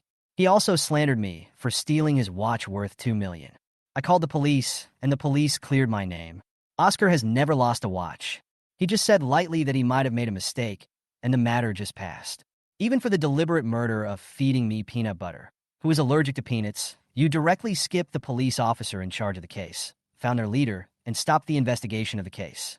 At this point, William looked around and asked loudly, "Everyone here, I ask you, if you were me, would you dare to stay in such a family? If I don't leave, are you waiting for them to join forces to kill me?" Chapter 145. Oscar kneels again. William clenched his fist unconsciously, his knuckles cracking. After so many lifetimes, he would have thought that he would have become strong by now. But when he revealed the past word by word, he still felt aggrieved. I feel wrong for the young man in my previous life who was longing for family affection. Especially when he heard the accusations against the Chun family by these onlookers. The grievance in his heart reached its peak. This is really too much. How could this family be so cruel to treat a child like this? That's right. If such a big and wealthy family can't even accommodate a biological son, then why bring him back?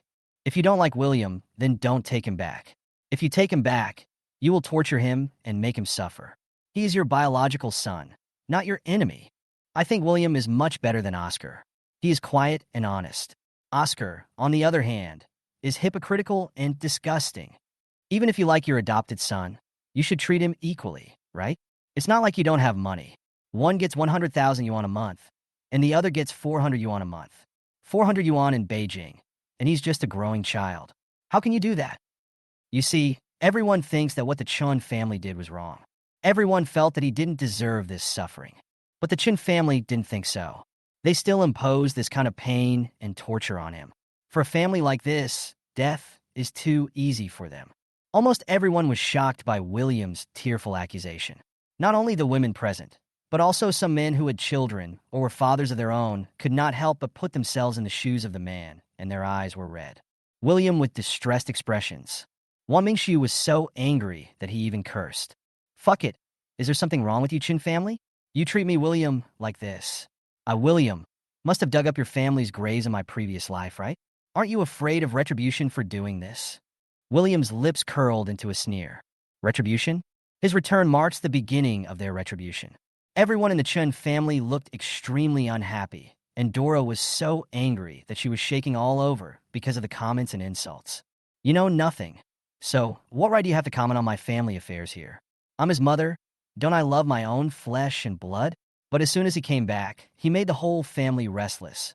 And after he left, he tried to sow discord among the family members. William laughed sarcastically. "Your Chin family is now in such a state of discord between mother and daughter, and between sister and brother. Was it me who instigated it? Isn't it your good, adopted son?" William. Oscar was completely panicked when he saw William swearing to crush everyone in the Chun family to death. He knew that if he let William continue talking, he would reveal what he had done in public. If that were the case, his reputation would be completely ruined. So, he made up his mind and knelt down in front of William again with a sad face. "Brother William, stop talking. It's all my fault. I took away everything that should have belonged to you. I will give it back to you. I will sever ties with the Chun family now. From now on, you will be the only son of the Chin family, okay? I just ask you not to say these words anymore and make mom and dad sad." William glanced at him sideways. "Oscar, you're doing this again? In the past few years, you've said countless times that you want to leave the Chin family. But when did you really leave? You've already figured it out, haven't you? Once you say you want to leave, it means I can't tolerate you. And then what's waiting for me is another beating. I'm leaving. I'm definitely leaving this time. Brother William, you believe me. You really want to leave now?" William's mouth curled up in a sarcastic arc. Really? Brother William, I will really leave. It's too late, Oscar. I don't care about it anymore. I don't care about the Chun family that you regard as a treasure at all. Do you think I don't know? You suddenly stood up. Aren't you afraid that I will expose your ugly deeds? Oscar's heart sank completely. Oscar, stand up and stop begging this ungrateful bastard. Dora pulled Oscar up and protected him. William looked at Dora and said, Dora, look, your good adopted son knows that if his deeds were exposed, he would be despised by everyone. But you, a blind and stupid person, firmly believe that he is innocent. Your eldest daughter Chin Wanning and seventh daughter Fiona have ignored you so far, right? Even now, you still don't reflect on yourself and still hold Oscar in your hands. Don't you realize that the mother-daughter relationship between you and your third daughter Chun Yunyun is probably coming to an end as well? Really? Chun Yunyun. William raised his eyebrows and looked at Chun Yunyun. William, stop trying to sow discord between me and my daughter. I tell you, she is not as heartless as you, Dora vowed. But after waiting for a long time, he didn't get any reply from Chun Yunyun. So he turned around and looked over. He saw Chun Yunyun looking at him with complicated eyes, pursing her lips with an expression of assent, which made him immediately furious. Dora, do you know that your third daughter had such a deep relationship with Oscar before? Why is she so cruel to curse him to death now? At this point, William laughed. That's because your good adopted son clearly had the magic weapon given by Wu Wei, but he was reluctant to give it to his third sister, so he kept lying to her that he didn't have it. It was because I felt sorry for Chun Yunyun that I helped her snatch the magic weapon away. Who knew that when the female ghost appeared? Afterwards, William told Oscar everything that he had done to Chun Yunyun. Oscar's face had already turned as pale as paper. But fortunately, his previous plan worked. Dora still firmly believed in him. William, stop stirring up trouble here. Oscar said that he didn't know what he was doing at the time. William was amused. Chun Yunyun, do you believe this? Seeing Chun Yunyun remain silent, Dora said anxiously, Yunyun, don't listen to William. He deliberately wants to turn you siblings against each other. Chun Yunyun looked at Dora, who was protecting Oscar, and thought of the slap in the face before and Dora's mindless protection of Oscar now, which showed that she totally disregarded the Chin family and her sisters. She felt extremely aggrieved. She subconsciously glanced at David, and David shook his head at her, signaling her not to speak. She understood instantly. Looking at William's current state, it would be difficult for the Chun family to turn the tables today. David has remained silent, perhaps trying to find a scapegoat for the Chun family's damaged reputation. Her father is about to abandon her mother. Thinking of this, she looked away with red eyes, no longer looking at Dora, and lowered her head sadly. Chapter 146, checking the results. Oscar failed miserably. Dora didn't know she was about to be abandoned.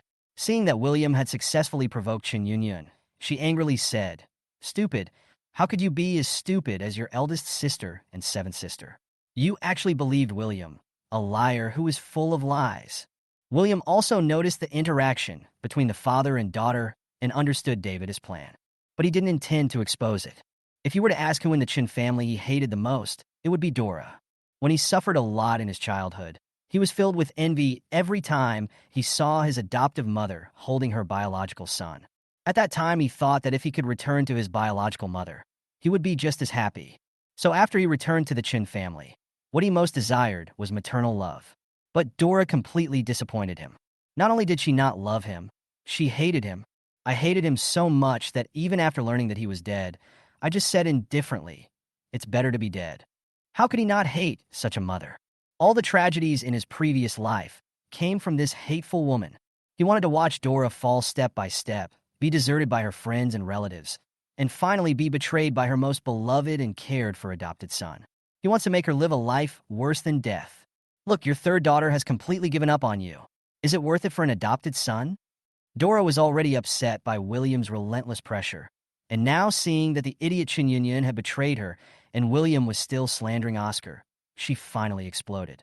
Oscar, how is it not worth it? If you hadn't been the one to stir up trouble after you came back, would our family have become like this? Before you came back, everything was fine in our family, but what happened after you came back? The siblings are not getting along, the mother and daughter are alienated, and all of this is caused by you. You said so much today. Aren't you just trying to say that I don't love you? Yes, I just don't love you. In my eyes, you are not even as good as Oscar.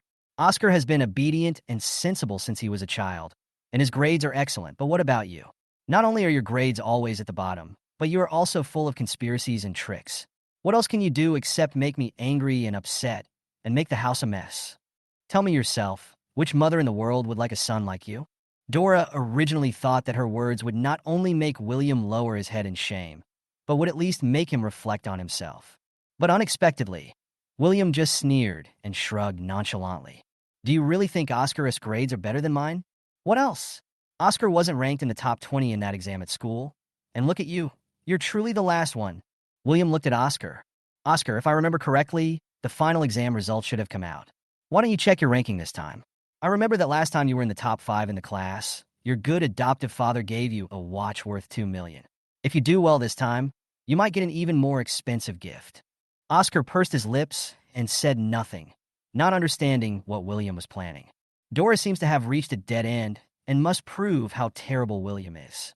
It seemed that as long as she could prove how terrible William was, everything she did would be right. And William was wrong. He was ignored and tortured because he was not good enough. Let's check it now, so that everyone can see how much better Oscar is than you. After saying that, she urged Oscar to call the teacher. Oscar looked at William's confident expression, and for some reason, he felt uneasy. During this period, William's performance always surprised him. So this time, will he be ready? But on second thought, based on William's results, there is no way he can compare to him. Unless he cheats. But if you cheat during the exam, you will definitely be caught by the surveillance camera. Thinking of this, he even hoped that William would score higher than him in this exam, so that he could use the excuse that William cheated to crush him. He sneered in his heart, but still pretended to be embarrassed on his face. Mom, do you really want to check? Or forget it? Grades can't represent everything. After all, brother William has a poor foundation. Check. We must check today. Oscar, you don't have to worry about him. Some people are not worth it. You call? I'll ask. Oh well. Oscar took out his cell phone with an embarrassed look on his face. Worried that the new head teacher would be too easy to talk to, he made a special call to the school's most impartial dean of studies. After the call was connected, Dora took the phone and turned on the speakerphone so that everyone could hear her baby son's grades first. Director Yi, I'm Oscar's mother. Are his final exam results out? How are his grades? Let me take a look. Please wait a moment. Director Yi checked it and then said, Mother Chun, Oscar's final exam results are not very ideal. He has regressed a bit. Dora was stunned when she heard this. He has regressed? What is his ranking now? Ranked 31st in the class, 179th in the grade. Dora was stunned when she heard this. How? How is this possible? My Oscar is always ranked in the top few in the class, and he has always been ranked in the top 5 in the school. Director Yi was silent. Dora asked hurriedly, What about William? What's his last place? This time, Director Yi didn't need to check and said directly, William is really impressive this time. He ranks first in the whole grade. He got full marks in mathematics, physics, chemistry, and biology. His total score is 742. What? This is impossible. He always counted last before. Dora suddenly screamed. Oscar was a little angry when he heard that his grades had dropped, but now he was excited when he heard that William had scored such a high score. He just didn't do well in the test once, which is much better than a cheater like William. Brother William, weren't you ranked 9th from the bottom in the grade in the last exam? How come you got full marks this time? What method did you use? This improvement is too unbelievable, he said deliberately worriedly. Dora suddenly realized something and asked sharply, William, are you cheating? William sneered and said loudly, Director Yi, after you saw my results, you probably wouldn't believe it. You should have completed the investigation by now, right? Director Yi smiled and said, Yes, William, you used to hide your talent very well, but you made a splash this time. Well, the school immediately set up an investigation team to look into your grades, and the final conclusion was that there was no problem. We are now hoping that you can continue to maintain your performance and bring back a top scorer in the college entrance examination for our school in the second half of the year. Oscar's heart sank when he heard this. He snatched the phone and said in disbelief, Director Yi, are you mistaken? How could William get such a high score without cheating? He became angrier and angrier as he spoke, and even started to speak without thinking. Director Yi, did you receive any benefits from William? Otherwise, why would you help him so much? Director Ye's voice suddenly turned cold. Student Chun, please be careful with your words. Several teachers from the school investigation team have reviewed William's test surveillance video and found no problems at all. His problem-solving ideas were clear, and some of them were even more perfect than the standard answers. I think a student with this ability doesn't need to cheat. Impossible. Absolutely impossible. Someone must have given William a sneak peek of the test questions. Director Yi, if you check again in this direction, you will definitely find evidence of William cheating. Dora also said, yes. Director Yi, Oscar is right. Your test questions must have been leaked in advance. If you have any objections to the school's investigation results, you can report it to the Ministry of Education and ask them to send someone to investigate. Director Yi was too lazy to talk to the mother and son anymore, so he hung up the phone. Dora was even more furious. She turned her head and looked at William, who was still watching the show, and said, William, do you still have any shame? You were cheating on a test. William snorted. Are you sure that I cheated because I got first place in the exam? What else? You used to be at the bottom of the class, but suddenly you got first place. Could it be because of your ability? Dora, you must have forgotten, right? I got first place in the first exam after returning to the Chun family, but how did you do it? Chapter 147, 2 slaps for Oscar. Dora was startled when she heard this, and suddenly remembered something. Her face turned pale in an instant. William sneered and continued. At that time, your whole family was celebrating Oscar's slight improvement. When you knew I got first place in the exam, you thought I did well in the exam to steal his limelight, so you made me kneel in the yard for several hours in the cold winter. Why do you think I always ranked last in every exam afterwards? It's because I knew that as long as I was better than Oscar, I would be tortured and beaten by you. Am I not good enough? You forced me to be mediocre. It's ridiculous that you still think that your Chun family paid for me to go to Jingda High School. Let me tell you, I entered Jingda High School through hard work, and the tuition was free for 3 years. In the past 2 years, your Chin family has not spent a penny on my tuition. No, impossible. Dora's figure swayed. This is impossible. Oscar's mind was also a mess at the moment. In the past few years, he had been stepping on William under his feet and had long forgotten about this matter. Now that William mentioned it, he remembered that it seemed to be true. So, William really didn't cheat. If David knew how outstanding William was, would he be more willing to take William back and drive him away? He subconsciously looked at David, only to see that the look in his eyes when he looked at William was mixed with some regret. No, absolutely not. William, that bastard, can never replace him. Oscar suddenly had an idea in his mind. He gently pulled Dora's sleeve and reminded her softly, Men, being kept by a man is the most difficult black spot for William to wash away now. And it is also eye-catching enough. As long as this matter is made bigger and confirmed, William will definitely be crushed to death. Dora also reacted immediately and immediately put on a look of great grief. William, you're talking nonsense. Have I ever done what you said? Is this what that man taught you? She paused deliberately and continued. That man is so capable that he can help you get the test papers. What about the college entrance examination? Will he also help you get the test papers back? William has extraordinary hearing ability. Even though others didn't hear what Oscar said, he heard it clearly. Since Oscar gave him such a great gift, why shouldn't he return the favor? Dora, since you keep saying that I'm being kept by a man, then tell me, what evidence do you have in the Chin family? Dora stiffened her neck and said, What evidence do you need? I saw it with my own eyes. You followed 2 old men at the same time. I mean, how come you changed after leaving home? When you go out, people call you Mr. Jiang, and you take turns riding in Rolls-Royce and Maybach. You also go against your family in everything. Originally, I always thought that you were young and had gone astray, so I wanted to take you home and teach you well, but you disobeyed us and slandered us again and again. This time, I am really tired, William. If you must follow that man, then follow him. I am tired and old, and I can't control you anymore. There is no point in saying more. You can do whatever you want. Oscar, let's go. After saying that, Dora was about to leave. William stepped aside to stop her. Dora, I thought I knew the Chin family well enough, but I didn't expect that I still underestimated your shamelessness. You keep saying that you are my biological mother, but everything you do to me is something that no normal person would do, even if it's to a stranger. You really make me look at you in a new light. Having said that, William took a deep breath, then looked at Dora with hatred in his eyes. You just say it without thinking, right? William followed suit. Last time I saw you standing with a man. Who was that man? Is he Oscar's biological father?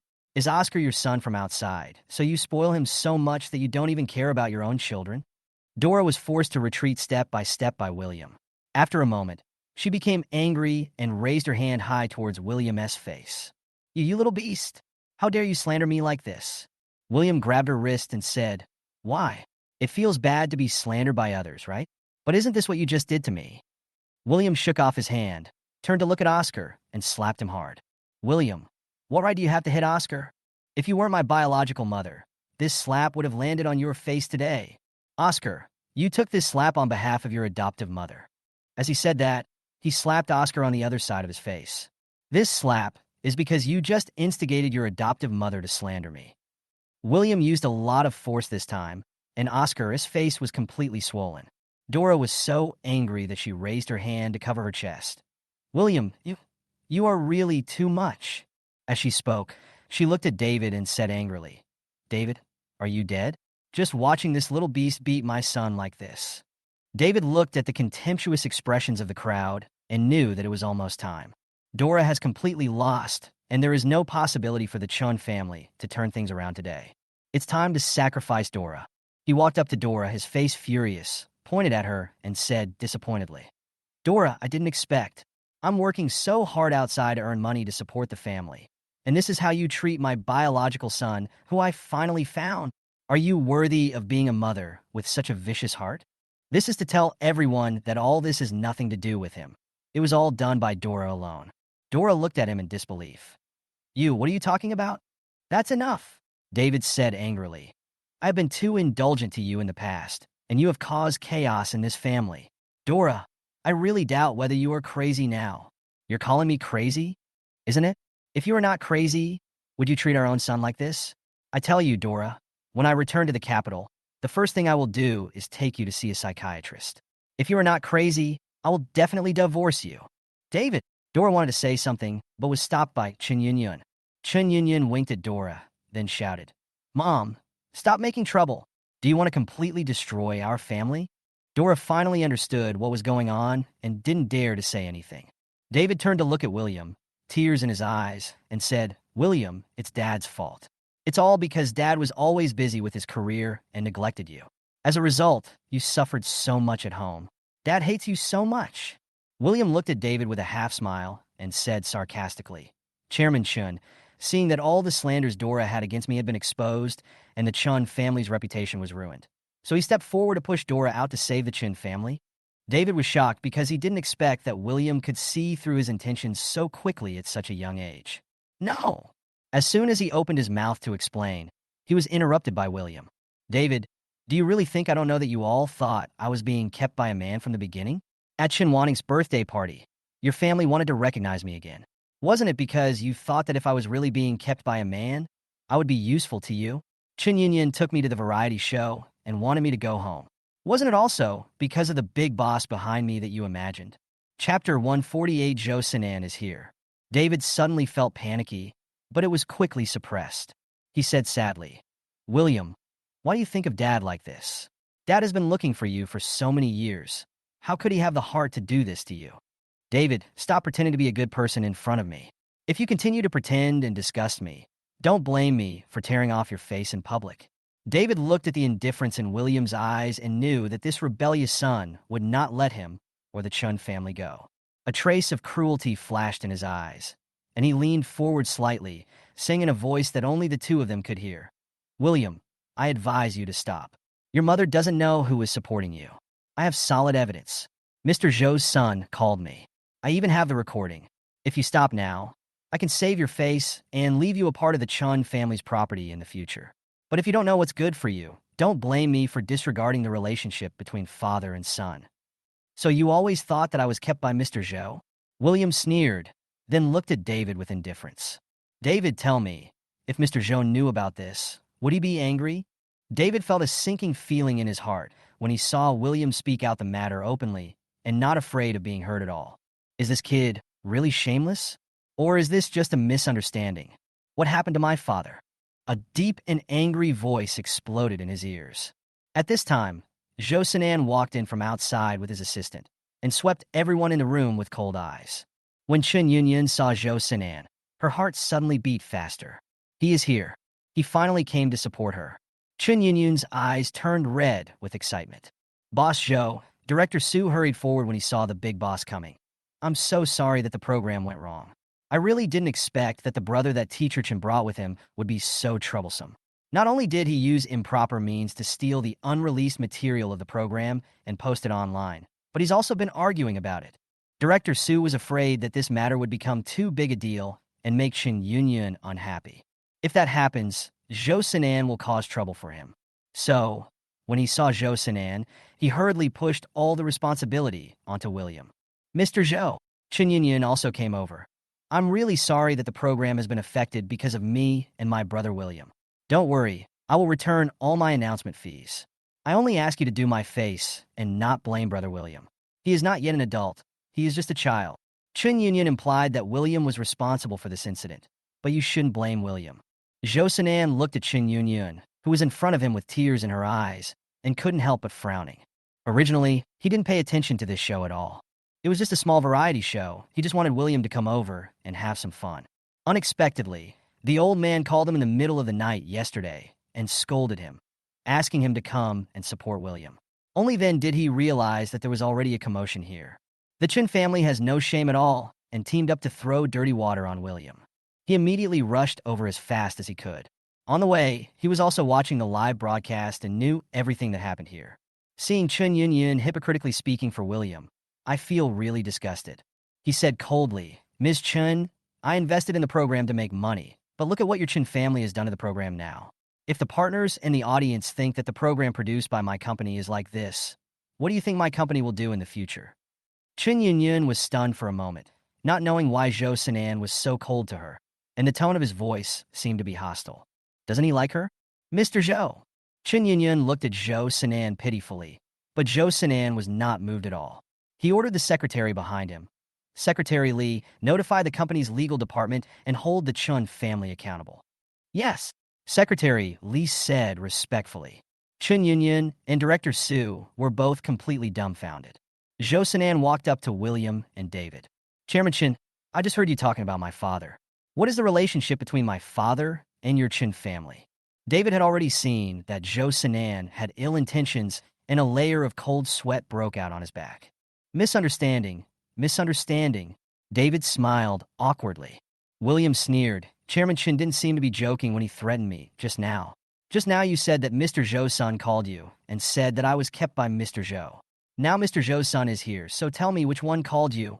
David was sweating profusely, but he didn't dare to say anything. If possible, he really wanted to sew William's mouth shut. Zhou Sinan also said, Yes, Chairman Chin, my father has been a soldier all his life, serving the country and the people. This is related to my father's reputation. Please explain what the situation is. If this matter is fabricated by you, the Zhou family, and I will never let it go. Mr. Zhou. David knew that things were getting worse for the Chin family, but at this point he had no other options and could only bite the bullet and say, It was Mr. Zhou Xinfeng who called. My second brother said that my father is supporting Mr. Jiang Xiao. When David saw Zhou Sinan calling William Mr. Jiang, he knew that things were going to get bad. If they continue to argue, no matter what the outcome is, the Chin family will suffer. He didn't dare to say anything and let the Zhou family talk about it on their own. Anyway, he did receive a call from Zhou Xinfeng. Seeing this, Zhou Sinan's tone became even colder. Chairman Chin, I will check this matter with my second brother later, but I don't think my second brother would say such a ridiculous thing. As for you insulting my father in public, I will ask you for an explanation on behalf of the Zhou family. After that, he turned to William and bowed respectfully. I'm sorry, Mr. Jiang Xiao. I originally thought that you could participate in the variety show of my company and have some fun, but I didn't expect it to turn out like this. Please don't blame me. Everyone was shocked. Who exactly is this William? How could a big shot like Zhou Sinan be so respectful in front of him? William said calmly, You don't have to be like this.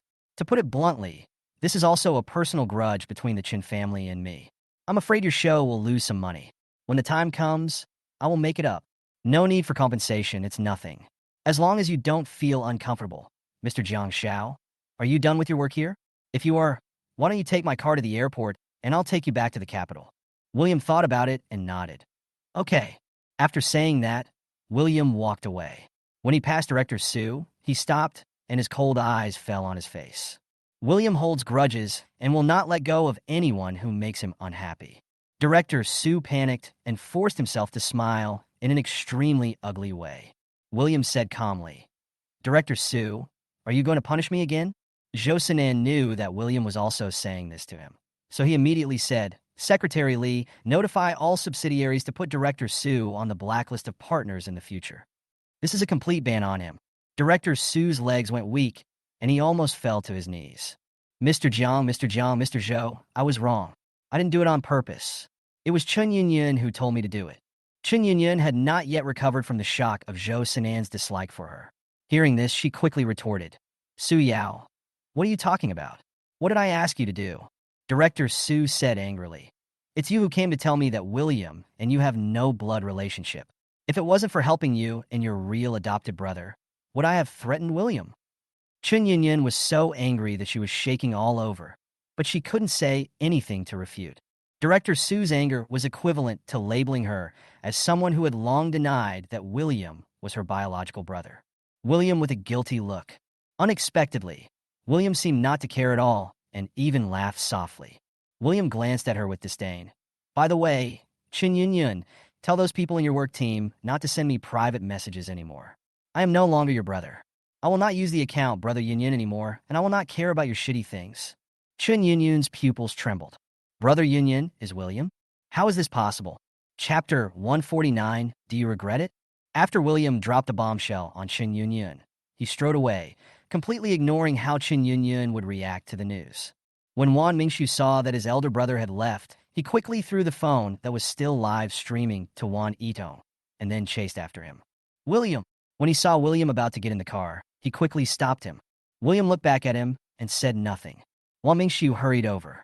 In front of William, he had completely lost his previous spoiled brat temper and was as well-behaved as a primary school student. "Also, William, can I call you and play with you later?" William smiled faintly and said, "Don't you have my phone number and we chat?"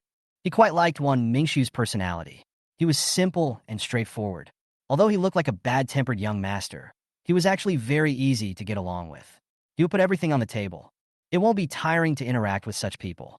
Although he knew that he and Wan Mingshu were not from the same world, he had never thought of living like an isolated island. It was not a bad thing to have one more friend who might come in handy in the future. When Wan Mingshu heard what William said, he immediately smiled. "Very good. Tell your sister to keep the amulet with her and get more sun these days." "Yeah, I know. Thank you, William." William nodded, then smiled and waved. "Let's go. Find me if you need anything." Wan Mingshu nodded excitedly and watched William get into the car with a silly smile, thinking to himself that he had a super awesome brother. He's going to transfer to the same school as his older brother next semester. He didn't go back to the house until William's car was out of sight. Inside the house, the atmosphere was very strange. The ones feeling the heaviest at the moment are Director Su and the Chin family. Director Su has been receiving calls nonstop since the beginning, all of which are notifications from previously scheduled partners canceling their collaborations. He has always been arrogant, and now no one will give him face, even if he begs the other party to give him another chance in a humble manner. There are many directors in this circle, and there is no need for them to offend the Zhou family for someone like Director Su. Director Su was so angry that he smashed his phone and glared at Chun Yunyun fiercely. But things had come to this point, and it would be useless even if he beat Chun Yunyun up, so in the end he could only leave in anger. The thoughts of the several members of the Chun family were also different. Chun Yunyun is still calling the staff and her team to ask them to confirm whether William is the younger brother Yunyun, who has been fighting for her online for several years. David's mind was filled with the complete ruin of the Chun family. William's mishap today not only ruined the Chun family's reputation, but also offended the Zhou family. I'm afraid the Chin family is going to suffer a big setback this time. He looked around, and his eyes fell on Oscar, who was standing aside with his head down and wiping his tears. He sighed silently. Seeing that everyone was still pointing at them, he couldn't stay any longer and prepared to leave. Unexpectedly, as soon as I turned around, I heard Dora's terrified cry. "Son, what's wrong with you? Son." He turned around and saw Oscar's face was pale and his body was shaking. He hesitated for a moment, but finally strode away. I'm in pain again," Oscar said with difficulty, gritting his teeth. Dora panicked instantly and hurried to find Ching Fu. Master, please save my son, okay? Master. Ching Fu glanced at Dora, sneered, and strode away. Dora was stunned for a moment, then started cursing at Ching Fu's back. Ching Fu was too lazy to pay attention to him and didn't even turn around. As soon as he walked out of the yard, he saw David leaning against the car smoking. He passed by David. He stopped and looked at David. Do you regret it? David was stunned for a moment, and before he could react, he heard Ching Fu say again, for the sake of an adopted son, you drove away a biological son who could push your Chin family to the top with just a flick of his finger. Do you regret it? David felt so regretful. If he had known that William was so promising and that even a figure like Zhou Sinan was so respectful to him, how could he have let William leave the Chin family? It's a pity that it's too late now. William will never forgive them. He has completely lost his biological son. William is not young and frivolous. He really wants to send the Chun family to hell, and he seems to be able to do it. David moved his lips and wanted to say something, but found that his throat seemed to be strangled by someone, and he could not make a sound. Ching Fu was also very disgusted with what the Chun family had done to William. Seeing him like this, he was secretly happy. He deliberately patted his shoulder and said gloatingly, "It's no use to regret. You should live a good life with that extraordinary adopted son. Mr. Jiang Xiao is no longer a big shot you can climb up to. Your hard days are still ahead." After saying that, Ching Fu strode away. David stood by the car, shaking uncontrollably, not sure whether he was angry or regretful. Chapter 150, There Are Others Behind Oscar. After Ching Fu returned to the car, he waited for a while, and finally the police arrived. The leading policeman came over and greeted him, then quickly led his men into the house. This was the last task William left for him. Only after completing the task did he leave with peace of mind. At the same time, Zhou Sinan's car has entered the city. "Mr. Jiang Xiao, are we going directly to the airport to return to Daijing now?" he asked. "No, let's go back to the hotel first. I have some things to take care of here."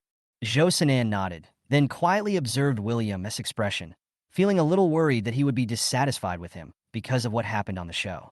After Secretary Li dealt with the remaining issues of the program, he saw Zhou Sinan being so cautious in front of William, and he secretly cursed his bad luck in his heart and scolded director Su half to death.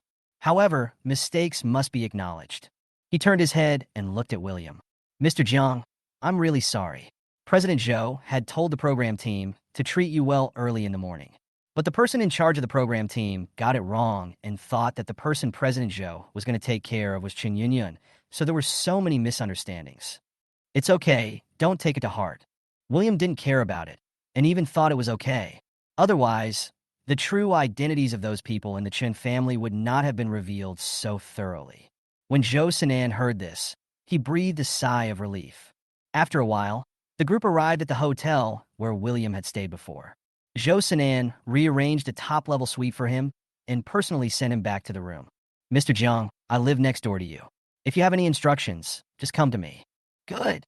William nodded, closed the door, and sent a message to Ching Fu. Half an hour later, Ching Fu arrived.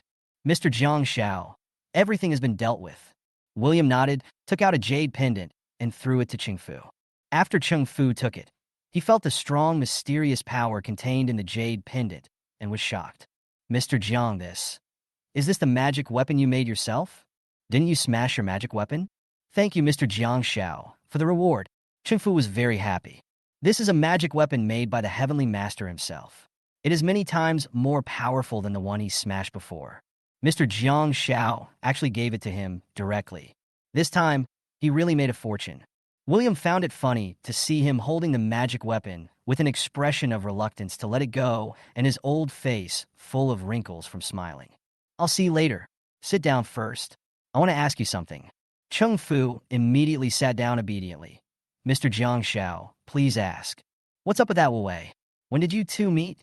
When Ching Fu heard the name Wu Wei, his face was full of disgust. That's a metaphysical scoundrel who has no school or sect.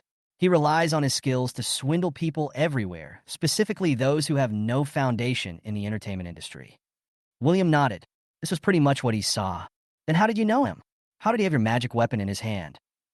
Ching Fu thought for a moment and said, "I really don't know. I made that magic weapon a few years ago and gave it to a good friend of mine in High City. My friend passed away 2 years ago, and I didn't care about the magic weapon. It was only when you told me about it that I knew that the magic weapon was in the hands of Wu Wei." William thought for a moment and said, "Your magic weapon should not be inactive." Ching Fu was startled when he heard this. "Isn't it Wu Wei?" William nodded slightly. "That's right, with Wu Wei's ability, your magic weapon is a treasure to him. If it really belongs to him, he won't be willing to give it to Oscar. I can see that although he is in the same group as Oscar, he doesn't like Oscar very much. To give this kind of thing to Oscar, I think he must have been instructed by someone, instigated by someone, who could have instructed him." William shook his head. "I have no clue about this matter at the moment. I can only say that there are indeed other people behind Oscar, and according to the current situation, Wu Wei must be very afraid of this person." Ching Fu thought about it and felt that this was a great opportunity to show himself. "Mr. Jiang, I'll go find out about this matter for you and see who Wu Wei has been close to recently." "Good." As soon as he finished speaking, there was a knock on the door. Ching Fu glanced at William, and William nodded. Ching Fu immediately got up and opened the door. Wan Mingxiu and his brother, and Dun Yin and the other two at the door were stunned when they saw Ching Fu in William's room. "So, Master Ching Fu is William's man?" Wan Mingxiu quickly let it go. William was so awesome that even if he was told now that the president was William's man, he would believe it. After greeting Ching Fu, he rushed into the house and sat on the sofa opposite William with an excited look on his face. "William, have you watched the video I sent you?" "What video?" William took out his cell phone and found that Wan Mingxiu had indeed sent him a video before. He clicked it and took a look. It was what happened after the police entered the house. Wan Mingxiu said happily, "Damn, William, you don't know how funny Oscar's mother is. The police said they were here to investigate the case, but she actually asked the police to help Oscar deal with the ghost energy on him first. She yelled at the police and almost attacked the police like a crazy woman. If her husband hadn't lost his temper and slapped her and dragged her away, she might have really gone to jail today." When Wan Mingxiu finished speaking, the video was almost finished. William put away his phone with no expression on his face and didn't ask what happened next. "You two came to see me together? Is there something going on?" When William asked this question, his eyes were always on Dun Yin. Wan Yidong thought that William was in a bad mood after hearing about the Chun family's affairs. Seeing that Dun Yin seemed to be hesitant to speak, she knew that the two of them probably had something to say that was inconvenient for them to hear. So she quickly found an excuse and took Wan Mingxiu away. After the two left, Dun Yin looked at Ching Fu again. William smiled and said, "It doesn't matter. Ching Fu is one of us." Dun Yin nodded. "Mr. Jiang, I came here to thank you for giving me the amulet." Although Dun Yin used to call him William, for some reason, every time she saw William, she felt that he had a strong aura that made her feel nervous, so she changed her name to Mr. Jiang. "No need. Didn't I tell you before? This is the cause and effect between you and me. You can think of it as me owing you." Although Dun Yin didn't understand what William meant, since William said so, she didn't say anything else and asked another question. "Mr. Jiang, you said before that I would come to see you in the future. I want to ask, what do you mean by that? Will I get into trouble or have something dirty on me?" William looked at Dun Yin for a while, then said, "Ching Fu, come and take a look at Sister Nyen's face." Chapitre 151 du Nyen au Borowing. After hearing this, Ching Fu suddenly became nervous and felt like he was a student being randomly checked by the teacher. William was amused by his nervous look. "Just look if I tell you to. You've been around for so many years. Can't you even read a face?" "Yes, yes." Ching Fu smiled innocently. "If you can, just watch it now." Ching Fu nodded vigorously, feeling that he might be the one to be trained by William. He secretly swore in his heart that he must perform well in a while. He turned his head to look at Dun Yin, looked at her face carefully, and then frowned deeply. "Did you see anything?" William asked. Ching Fu said in a heavy tone, "It should be borrowed by someone. Borrow your luck." Dun Yin asked in surprise, then looked at William, hoping that William could give her a definite answer. "Ching Fu, please continue." William said. Ching Fu nodded. "The face of the person whose luck is borrowed will be different. First, look at the forehead. The forehead, which was originally full and smooth, gradually becomes sunken, as if it was crushed by a heavy object. This is a sign that the luck is blocked. If horizontal lines suddenly appear on the bridge of the nose, it is a sign of financial ruin. The original rosy glow on the cheekbones has disappeared, replaced by a grayish, even dark, aura, as if shrouded in haze. This means that noble people are staying away, while villains are approaching. Look at his forehead again. The horizontal lines are crisscrossed like tangled hemp. This indicates that his career will be bumpy and full of twists and turns. it will be difficult for him to succeed. The center of his brow was originally wide and bright, but now it is narrower and surrounded by black air. This indicates that bad luck and disaster are coming. After hearing this, Du Nien was filled with panic.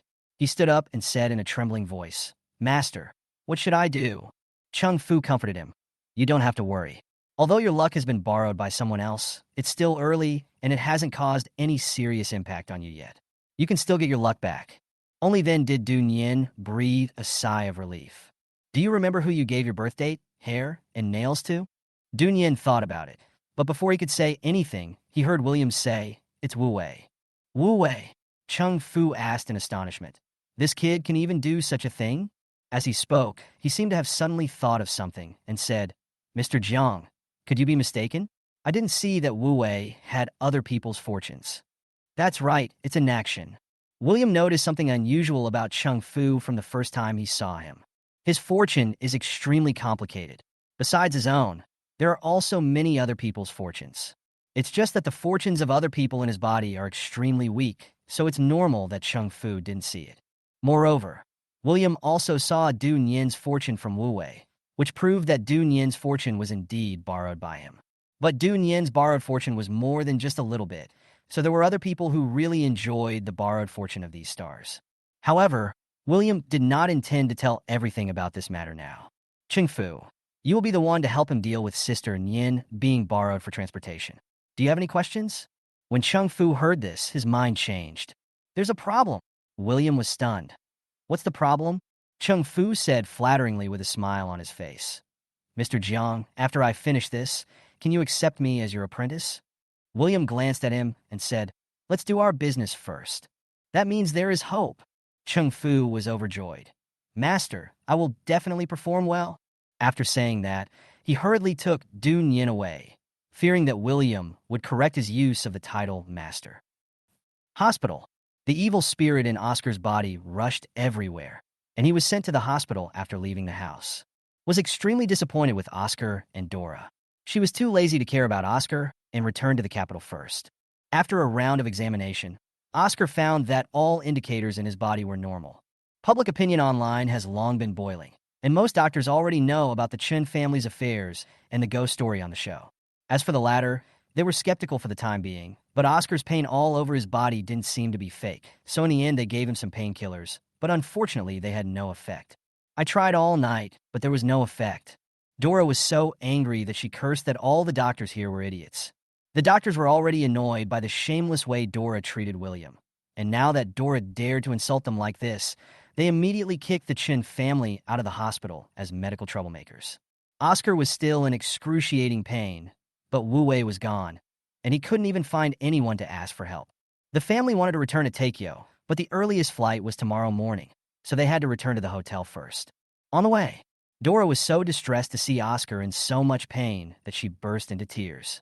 The company's stock price once again hit the limit down, and the online boycott against the Chun group once again became rampant, even on a larger scale than before. The company's shareholders kept calling to hold David accountable. David was already upset, and Dora kept crying beside him. "All right, can you please stop crying?" David could no longer suppress his anger and yelled after hanging up the phone. Dora was startled and immediately fell silent. David opened his phone and took a look at the current public opinion on the internet. "I found that the entire internet is now full of insults against the Chen family. The Chen family's reputation was completely ruined." David rubbed his brows in annoyance. In his mind, he kept thinking back to how William had exposed all their lies fearlessly and with solid evidence in the old house.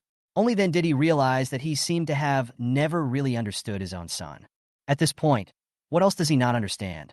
From the beginning, William didn't take them seriously. He could have crushed them to death with one blow, but he didn't. He just deliberately allowed them to throw dirty water on him, allowed them to deliberately jump in front of him, constantly letting the world's emotions swing back and forth, and finally exposing their lies bit by bit. Because of this, netizens will go from just thinking that they were wrong to being angry after being fooled, and thus have an even worse impression of the Chen family. He did it on purpose. He deliberately made the Chen family a laughingstock to the whole world. He really hates the Chen family. I really want to send all the Chen family members to hell. And the most terrifying thing is that with his current abilities, he seems to be able to do it. Although David didn't know why Zhou Sinan was so respectful to William, just by looking at Zhou Sinan's attitude, he knew that William was probably not an ordinary person in Zhou's eyes. At Oscar, who was still curled up in pain, he smiled bitterly. For Oscar, he forced William to leave home. David must be the dumbest person in the world. Chapter 152 Barrett. There are only a few good hotels in Yunqing, and David naturally chose the best one. But he didn't expect to meet William by chance. As soon as David and the other two walked into the hotel lobby, they saw William walking out surrounded by Zhou Sinan, Secretary Li, and Ching Fu. He was stunned for a moment, and before he could say anything, he saw Oscar rushing up to him. "Master, please save me, please save me. Master, I can't bear it anymore. I'm almost dying of pain." Ching Fu glanced at William and saw that William had no expression on his face. He then said, "Isn't Wu Wei your man? Can't you just go find him?" "Master Ching Fu, aren't you practitioners supposed to be compassionate and save all living beings? The child is in so much pain. Can you bear to ignore him?" Dora also walked up. Ching Fu sneered. "As a mother, you have the heart to ignore your own son. So how can I care about your adopted son, because I can't bear it? Also, are you okay in your head? You're still talking about being compassionate and saving all living beings, but I'm not a Buddhist. I'm a mysterious master. I don't care about your shitty business." He paused and said sternly, "Get out of the way. Otherwise, I'll let you also have a taste of what ghost energy is." Dora was furious, but she didn't dare to refute. She was a little afraid of this master with a weird temper. Oscar looked at Ching Fu, then at William, and finally understood. "So, Master Ching Fu and Brother William are in the same group, right?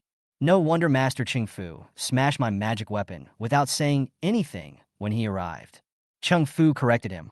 "What nonsense are you talking about? What do you mean by your magic weapon? Wu Wei doesn't even dare to say such things in front of me. How dare you say that?"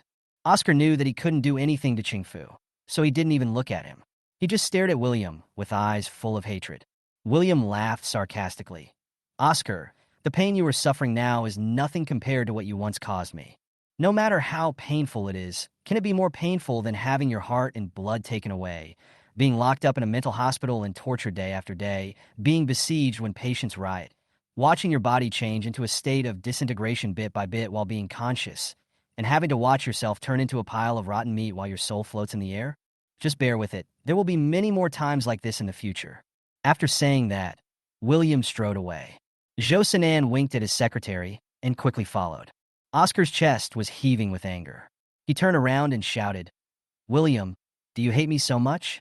Do you hate me so much that you want to deliberately order that evil spirit to kill me, hurt me, and let Ching Fu destroy the magic weapon, making me suffer so much that I wish I were dead? Since you don't want to help me, don't blame me for exposing your crimes to the public." Oscar stared at William's back with eyes full of resentment. Unexpectedly, William walked out the door without even looking back. David watched Zhou Sinan personally help William open the car door, and he felt even more regretful. Why on earth is William so held in such high esteem by the Zhou family? Oscar was so angry when he saw this that he felt a sharp pain in his chest, and his vision went dark. "Son!" David turned his head and saw Oscar lying on the ground with an even uglier look on his face. He couldn't help but feel annoyed. "Help him sit on the sofa for a while. I'll go check him in." Dora had just settled Oscar down when David came back with a gloomy face. It was done so quickly, Dora asked in surprise, "What are you going to do?" "Let's go and change hotels." "Change hotel? Why? My son is feeling so uncomfortable right now. How can we let him continue the journey?" David said angrily. "They have already said that this hotel will not accept our Chen family. And not just this family, but all the properties of the Zhou family will not accept us in the future." "What?" Dora was furious. "Why? What they're doing is illegal. I'm going to sue them." "Go ahead and sue me," David said, completely losing his patience. "I don't have the face to stay here any longer, so you can stay here by yourself if you want." After saying that, he left without looking back, without even a glance at Oscar. Oscar has always been a thoughtful person, so he naturally noticed the change in David's attitude towards him. While he felt sad, he was also more angry. This old guy, seeing that his biological son has become successful, no longer values his adopted son. He has called him dad for more than 10 years. Dora was angry and anxious. She was angry because David's attitude towards her was getting worse and worse. Even in public places, he didn't care about her feelings at all and would lose his temper whenever he wanted. What's worrying is that Oscar's injuries are getting worse and worse, but she is helpless. Thinking of this, she cursed William in her heart. It's all because of this little bastard. If he hadn't been threatening to leave home and was determined to deal with their family, David wouldn't have treated him like this, and the daughters in the family wouldn't have been so rebellious. Oscar will not suffer from pain and torture. You little bastard, I will never let you go. Dora swore silently in her heart. William didn't know what Dora was thinking. Or rather, even if he knew, he wouldn't care. At this time, he had already arrived at the largest police station in Yunqing. Chief Wang of the police station came out to greet them personally. Mr. Zhou, Master Ching Fu. After Director Wang and Zhou XN shook hands with Master Ching Fu one by one, they looked at William. He has also learned all about today's online turmoil. His intuition told him that the young man in front of him was no ordinary person. He extended his hand toward the young man and respectfully addressed him as Zhou Sinan had addressed him. Mr. Jiang Xiao, I am the director of the Yunqing Public Security Bureau, and my name is Wang Zhao. Director Wang. William shook hands with him. Wang Zhao smiled and let everyone in. Director Wang, where is Su Liangkai now? Has he confessed everything? Ching Fu asked straight to the point. Wang Zhao shook his head. We caught him this afternoon, and he's still in the interrogation room. He hasn't confessed anything. It's been almost 20 years since the case started, and a lot of evidence has been lost. It's very troublesome to investigate. No problem. Take us to see him first. Wang Zhao led everyone through a long corridor and then entered an interrogation room. There were 2 other policemen in the interrogation room interrogating Su Liangkai, but Su Liangkai was obviously fearless, and there was no panic on his face. He basically only answered 1 out of every 3 questions asked by the police, and his answers were all meaningless. Let all your people come out, Ching Fu said. Wang Zhao knows how to achieve happiness. As the saying goes, the end of science is metaphysics. So they had asked Ching Fu for help in some strange cases before. So as soon as Ching Fu said this, he immediately asked all the police inside to come out. Master, please come in first, Ching Fu said respectfully. Most of the people in the room knew Ching Fu, and they all widened their eyes in surprise when they saw him being so respectful to a young man. You know, before Ching Fu came to them, he looked so arrogant. Even when their director spoke to him, he just ignored him. But now he is so cautious in front of a young man and even calls him master. This is really an unprecedented story. Chapter 153, Interrogation of Su Liangkai. William also did not correct the issue of addressing Ching Fu. As long as he doesn't truly recognize Ching Fu as his disciple, all this will be just a joke. As for whether or not to accept Fu as his disciple, he actually already had a plan in mind, but he still had to observe and test him for a while. He had always felt that Oscar was a bit weird, but Wu Wei's appearance made him more certain of his suspicion. The Chen family has no connections with any Xian masters, and he has never been exposed to these things since he was a child. Suddenly, there is a Xian master around him, and this Xian master is under the orders of someone else. He had to think more. In addition, the person who attacked Mr. Zhou was not a simple person. Perhaps the people he will face in the future are not just the Chen family. If this is true, having more disciples as helpers is not a bad thing.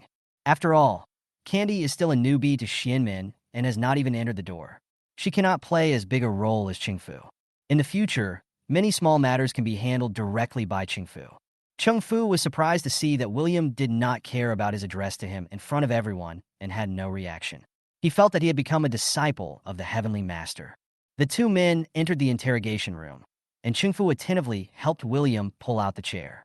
William said nothing, sat down with peace of mind, and placed the black umbrella in his hand on the table. Su Liangkai glanced at the 2 of them and recognized Ching Fu as the master who appeared in the live broadcast, and a hint of nervousness flashed in his eyes. But he soon calmed down. So what if Ching Fu has some abilities? It has been so many years since the incident, and as long as he doesn't admit it, it will be impossible for the police to find evidence. This interrogation room is divided into 2 parts, inside and outside. The inside is used for interrogation, and the outside is the observation room, where the suspects inside are observed through single-sided glass. At this time, a young policeman in the observation room looked at the situation inside and asked Wang Zhao, "Commissioner, is this really okay?" Wang Zhao thought for a moment. "Let's take a look first." Inside the interrogation room, William said expressionlessly. Who was the person who helped you perform the ritual back then? Su Liangsai's heart tightened when he heard this. They actually even knew how to do this? But he still looked very confused. Young man, what are you talking about? What are you doing? Why don't I understand? Hey, that's not right. Who are you two? Are you also police officers? At this point, he paused deliberately, looked at William and said, Hey, that's not right. Who are you two? Young man, are you a policeman? You look like a high school student. How can you come here to interrogate me? He turned around and shouted outside. Where are the police? Come in. What the hell are you doing? Not only did you slander me, but now you let a young boy come to interrogate me. I pay so much tax every year to support you just to keep you busy. Are you deliberately playing tricks on me? Do you know how valuable my time is? When the police outside the door heard this, their faces turned dark. William raised the corners of his lips slightly. Su Liankai, while I am still willing to ask you, you'd better answer honestly otherwise. William with disdain. Young man, if you are bored, go back and do your homework. Why are you running here to fool around? William sneered. Su Liankai, you really won't cry until you see the coffin. If that's the case, don't blame me. Su Liankai laughed out loud. Hey, you're still talking tough to me? What? What do you want to do? Call me teacher? William glanced at Su Liankai, his eyes full of indifference. For some reason, Su Liangsai's body suddenly stiffened, and then he felt a chill climbing up his back. Then he watched the young man slowly take something out of his pocket and then throw it away. The young man was moving extremely fast. He only saw a bright yellow light coming towards him from the other person's hand, and then quickly sank into his chest. His ancestors were from the Shinmen sect, and he had some understanding of Master Shin's methods. He was so scared that he stood up immediately and touched his chest in panic. What did you do to me? What kind of talisman is that? Get it out to me now. William's lips curled up into a terrifying smile. Why are you panicking? It's just a talisman that allows you to reunite with your old friends. As he spoke, he picked up the black umbrella on the table and opened it directly above his head. The next second, a ball of thick black gas floated out from under the umbrella and quickly split into two balls of black gas, which then condensed into the form of a child and a young woman in a red dress. Su Liankai looked at Tian Shiyu, who suddenly appeared in front of him, and was so scared that his whole body trembled uncontrollably, and he even stuttered when he spoke. You were Xiaoyu? Su Liankai pointed at Tian Shiyu's soul with trembling fingers and said tremblingly, Su Liankai, you never thought that you and I would meet again one day. Tian Shiyu stared at Su Liankai with empty eyes, and her sharp voice was full of hatred. Su Liankai looked at her pale face. His mind went blank, and fear was like a raging storm that destroyed all his inner defenses. His body involuntarily moved backwards until he hit the wall and had nowhere to retreat. Tian Shiyu seemed to like Su Liangsai's frightened look very much, and suddenly laughed. The sound was so shrill that Su Liankai only felt a sharp pain in his eardrums. Look, he's your dad. Go, and let your dad hug you. Lele blinked her big eyes and walked towards Su Liankai. Are you my father? As Lele came over, Su Liankai felt the air around him suddenly drop, making him feel bitingly cold. No, I'm not your father. You're not a human. You're a ghost. Get out of here. Get out of here. When Lele heard this, he became furious instantly. The next second, Su Liankai saw 4 children appear in front of him, screaming and howling in fear. You really don't love Lele. You are a bad person. It was you who buried Lele. You are not worthy of being Lele's father. The 4 Leles screamed together. Su Liankai was so scared that he covered his ears and squatted in the corner. Don't come over here. Don't come over here. Get out. All of you. If you dare to tell Lele to get out, Lele will eat you. As he said that, Lele rushed forward, ready to avenge himself. But he found that his small body went straight through Su Liangsai's body and hit the wall. He couldn't believe what was happening and tried it a few more times, only to find that it was still the same. He looked back at Tian Shiyu, his mouth pouted, and he ran to Tian Shiyu, hugged her thighs, and burst into tears. Wow, Mom, Lele is not powerful anymore. Why is Lele not powerful anymore? Mom, can you help me eat this bad guy? Lele doesn't like her. Tian Shiyu touched Lele's head and glanced at William, her eyes full of gratitude. Chapter 154, Su Liankai Confession. Lele's ghost energy was deliberately sealed by William. No matter what, he is just a child now and cannot control his emotions. If he accidentally kills Su Liankai, He will be judged in the underworld. When Su Liangkai heard Leilei's words, he was stunned at first. This little kid couldn't hurt him? Then he quickly realized that he had prayed to gods and Buddhas over the years and had a blessed Buddha amulet on his body. Ghosts are afraid of these things, so the little devil must be unable to do anything to him because of this reason. When Tian Shiyu and her son appeared before, he was panicked for a moment. Now that he has calmed down, he remembered a lot of things. When he was a child, he heard his grandfather say that ghosts generally cannot harm humans.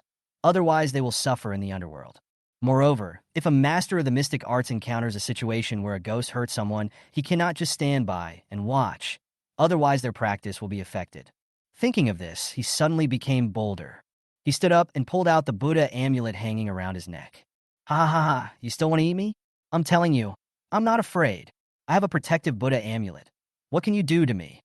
As he said this, he looked at William and the other two again. Also, you two stinky Shin masters, stop playing tricks here. I don't believe you dare to watch these two ghosts do something to me, unless you don't want to be Shin masters anymore. William sneered and turned to look at Ching Fu. Ching Fu, do you see any ghosts here? Ching Fu laughed. Of course not. Master, by the way, I was a little sleepy last night. I'll take a nap first. Call me when you leave. Okay, I'll get some sleep too. After William finished speaking, he crossed his arms over his chest and leaned back in his chair, pretending to take a nap. Su Liangkai. Is this possible? Su Liangkai, you have caused me so much pain. When Su Liangkai heard Tian Shiyu's voice, he subconsciously looked over and saw that Tian Shiyu's face suddenly began to rot and her long hair kept growing longer, moving without wind. What was even more terrifying was that a wound suddenly appeared on her stomach and blood continued to flow out of it, soon flowing to his feet. Su Liangkai, look at my stomach. Isn't this wound scary? How could you be so cruel? Didn't you say that I was the one you loved the most? I love you so much. Why did you treat me like this? Do you know how much pain I was in? Su Liangkai, you beast, I love you so much. As Tian Shiyu spoke, she walked towards Su Liangkai. The rotten flesh on her face fell off piece by piece, and her long hair behind her also moved towards Su Liangkai. Ah! Don't come over here. Don't come over here. Su Liangkai shouted while holding up the Buddha amulet. I have the Buddha amulet. If you dare to touch me, you will disappear into thin air. Tian Shiyu laughed. Amulet? Do you think this amulet can really protect you? Tian Shiyu, don't do anything reckless. I warn you. You hurt me. You will go to the 18th level of hell. You will go through mountains of knives and seas of fire. You're already dead. Can't you just go to reincarnate peacefully? Su Liangkai actually didn't know what kind of punishment the underworld would give to ghosts after they harm mortals. He just told everyone the punishment he knew. But this won't scare Tian Shiyu away at all. No! Tian Shiyu's long hair had already wrapped around Su Liangkai's body. Su Liangkai, I have never thought about going to the underworld. Can't you see? I have become a fierce ghost now. You treated me so badly back then. Even if my soul is torn apart today, I must seek justice for us mother and son. Back then, you deceived my feelings and performed a cesarean section to take out the baby when I was giving birth. You took out my son after 10 months of pregnancy and buried him alive. Then you cruelly killed me and used the soul-suppressing nail to suppress my soul so that I would never be reborn. If I don't kill you, I will never be able to let go of the hatred in my heart. After saying that, Tian Shiyu reached out and grabbed the Buddha amulet on Su Liangkai's chest. The amulet flashed a faint golden light, and Tian Shiyu felt a burning sensation in her palm. Even though the pain was intense, she did not let go. She held the Buddha amulet in one hand and pinched Su Liangkai's neck with the other. The black nails quickly grew longer and dug into his flesh. Su Liangkai felt a sharp pain in his neck and watched Tian Shiyu crush the amulet into powder. Only then did he realize that she was not trying to scare him. She really wanted to kill him. Su Liangkai felt as if all the blood in his body had solidified, his scalp was numb, and every pore was trembling. He seemed to hear the footsteps of death getting closer and closer to his ears. An endless fear swallowed him. There was murderous intent in Tian Shiyu's eyes. You thought that 20 years had passed. No one knew what you had done, and no one could do anything to you, right? Su Liangkai, don't worry, I can do it. No one has asked for justice for me, so I'm going to ask for it myself. From today on, you will follow me, and I will torture you. Ha ha ha! Su Liangkai's face turned purple due to suffocation, and the fear of death enveloped him. Suddenly, There was a foul smell in the air. Su Liankai, so you were so afraid of death. You were scared to death. Ha ha ha. I confess. I confess everything. I plead guilty. Please let me go. Master, please save me. Please, please save me. Su Liankai extended his hand towards William and the other man. He had realized that Tian Shiyu was not trying to scare him. She really could do anything. Rather than being taken away by her, he would rather confess his crime and be punished. In that case, he might still have a chance. But if he was killed by Tian Shiyu, he would really have nothing. Tian Shiyu, William shouted, "That's enough."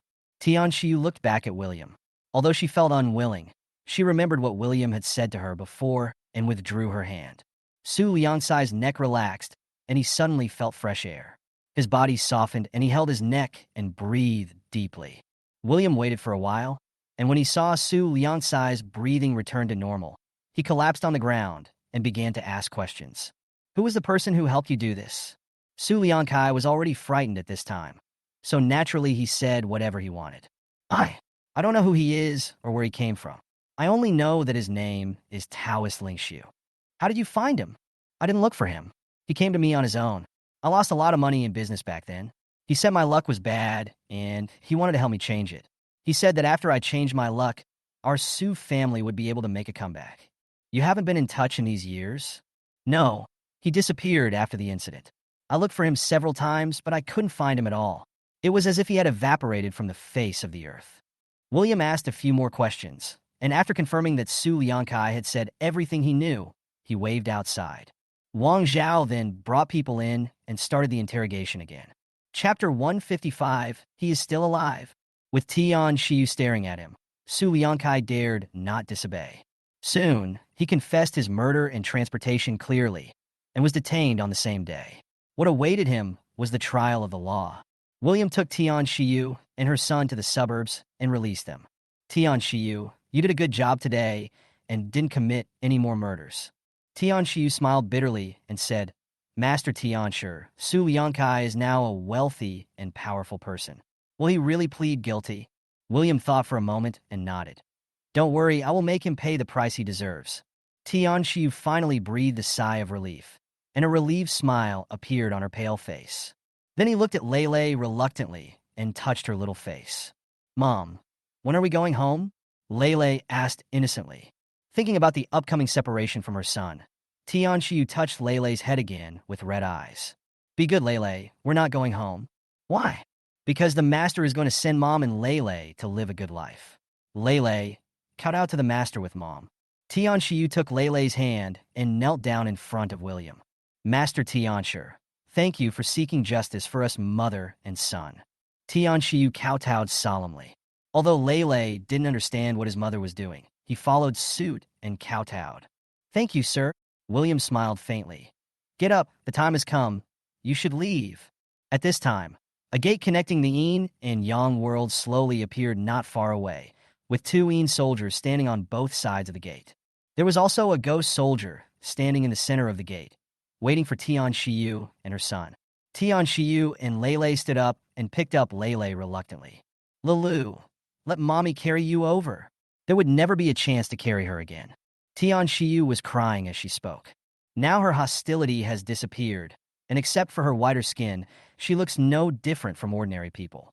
Master Tianshi, we are leaving. I hope you can live a peaceful and happy life.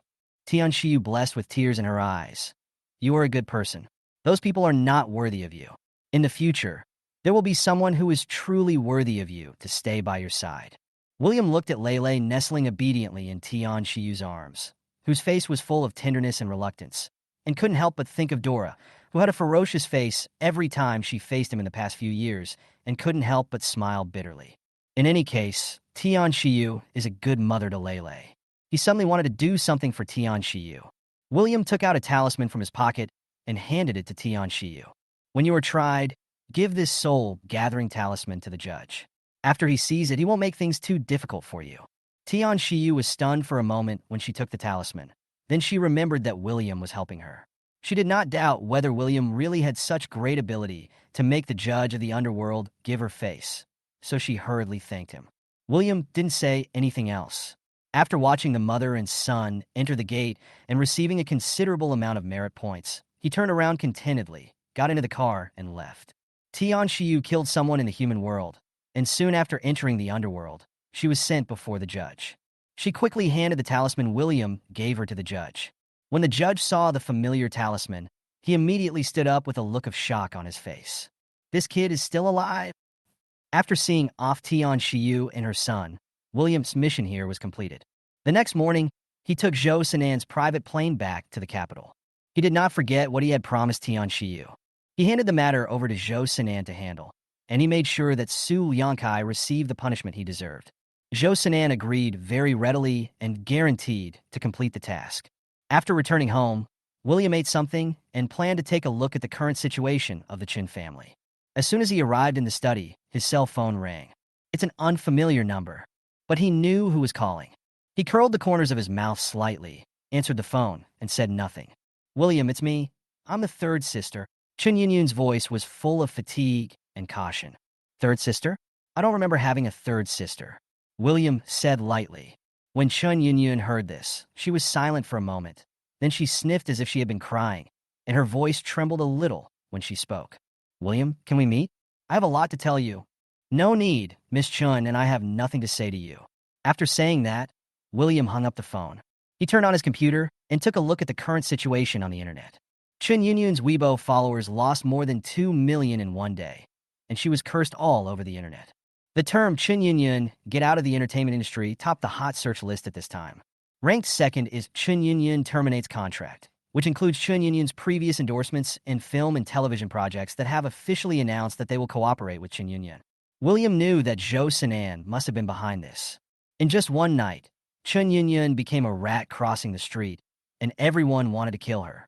There is basically no voice speaking up for her on the entire internet. Chen Yunyun is completely out of the entertainment industry. He stood up and walked to the photo wall, stared at Chen Yunyun's photo for a while, then reached out and tapped on Chen Yunyun's photo. The original color photo now looks much darker. "Chen Yunyun, don't worry, this is far from over." At the same time, Chen Yunyun, who had the call hung up by William, suddenly covered her face and cried bitterly.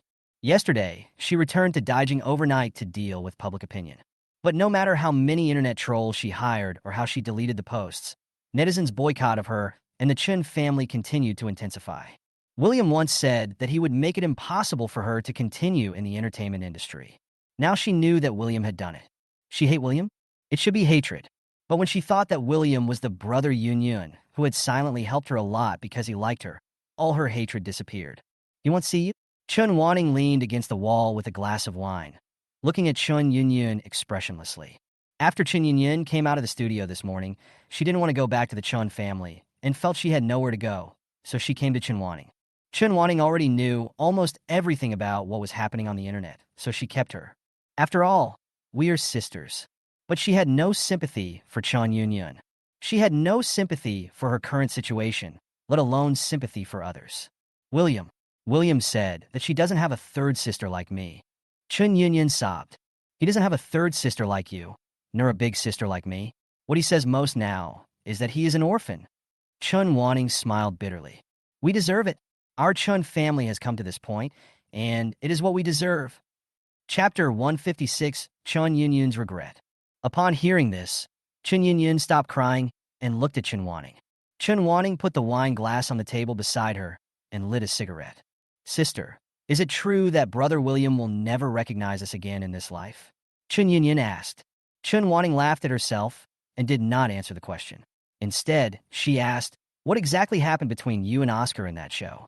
Chun Yunyun was stunned when she heard this, and then her expression instantly became angry, and she recounted the whole story. Chun Wanning smiled faintly after listening to this. "So now you can understand why I suddenly became so heartless towards Oscar?" Before, Chun Yunyun didn't understand why Chun Wanning suddenly broke with her family and took back all the things she had given to Oscar. In her opinion, what Oscar did was just an unintentional mistake made by an insecure child, and Chun Wanning was just making a fuss out of nothing. But now, after being betrayed by Oscar and having the needle prick her body, she finally felt the pain. So after hearing this, she felt a little ashamed. "Sister, I'm sorry. I was so stupid before." Oscar shed a few tears, and I lost my mind and stood on her side. Chun Wanning's life is a mess now, and she has no intention of blaming Chen Yunyan. After hearing her apology, he just shook his head lightly, indicating that she never took the matter to heart. Didn't you just ask me if William would never recognize us again in this life? Chen Yunyan nodded. Chun Wanning smiled bitterly and said, "You were abducted when you were young, and you suffered a lot before returning home.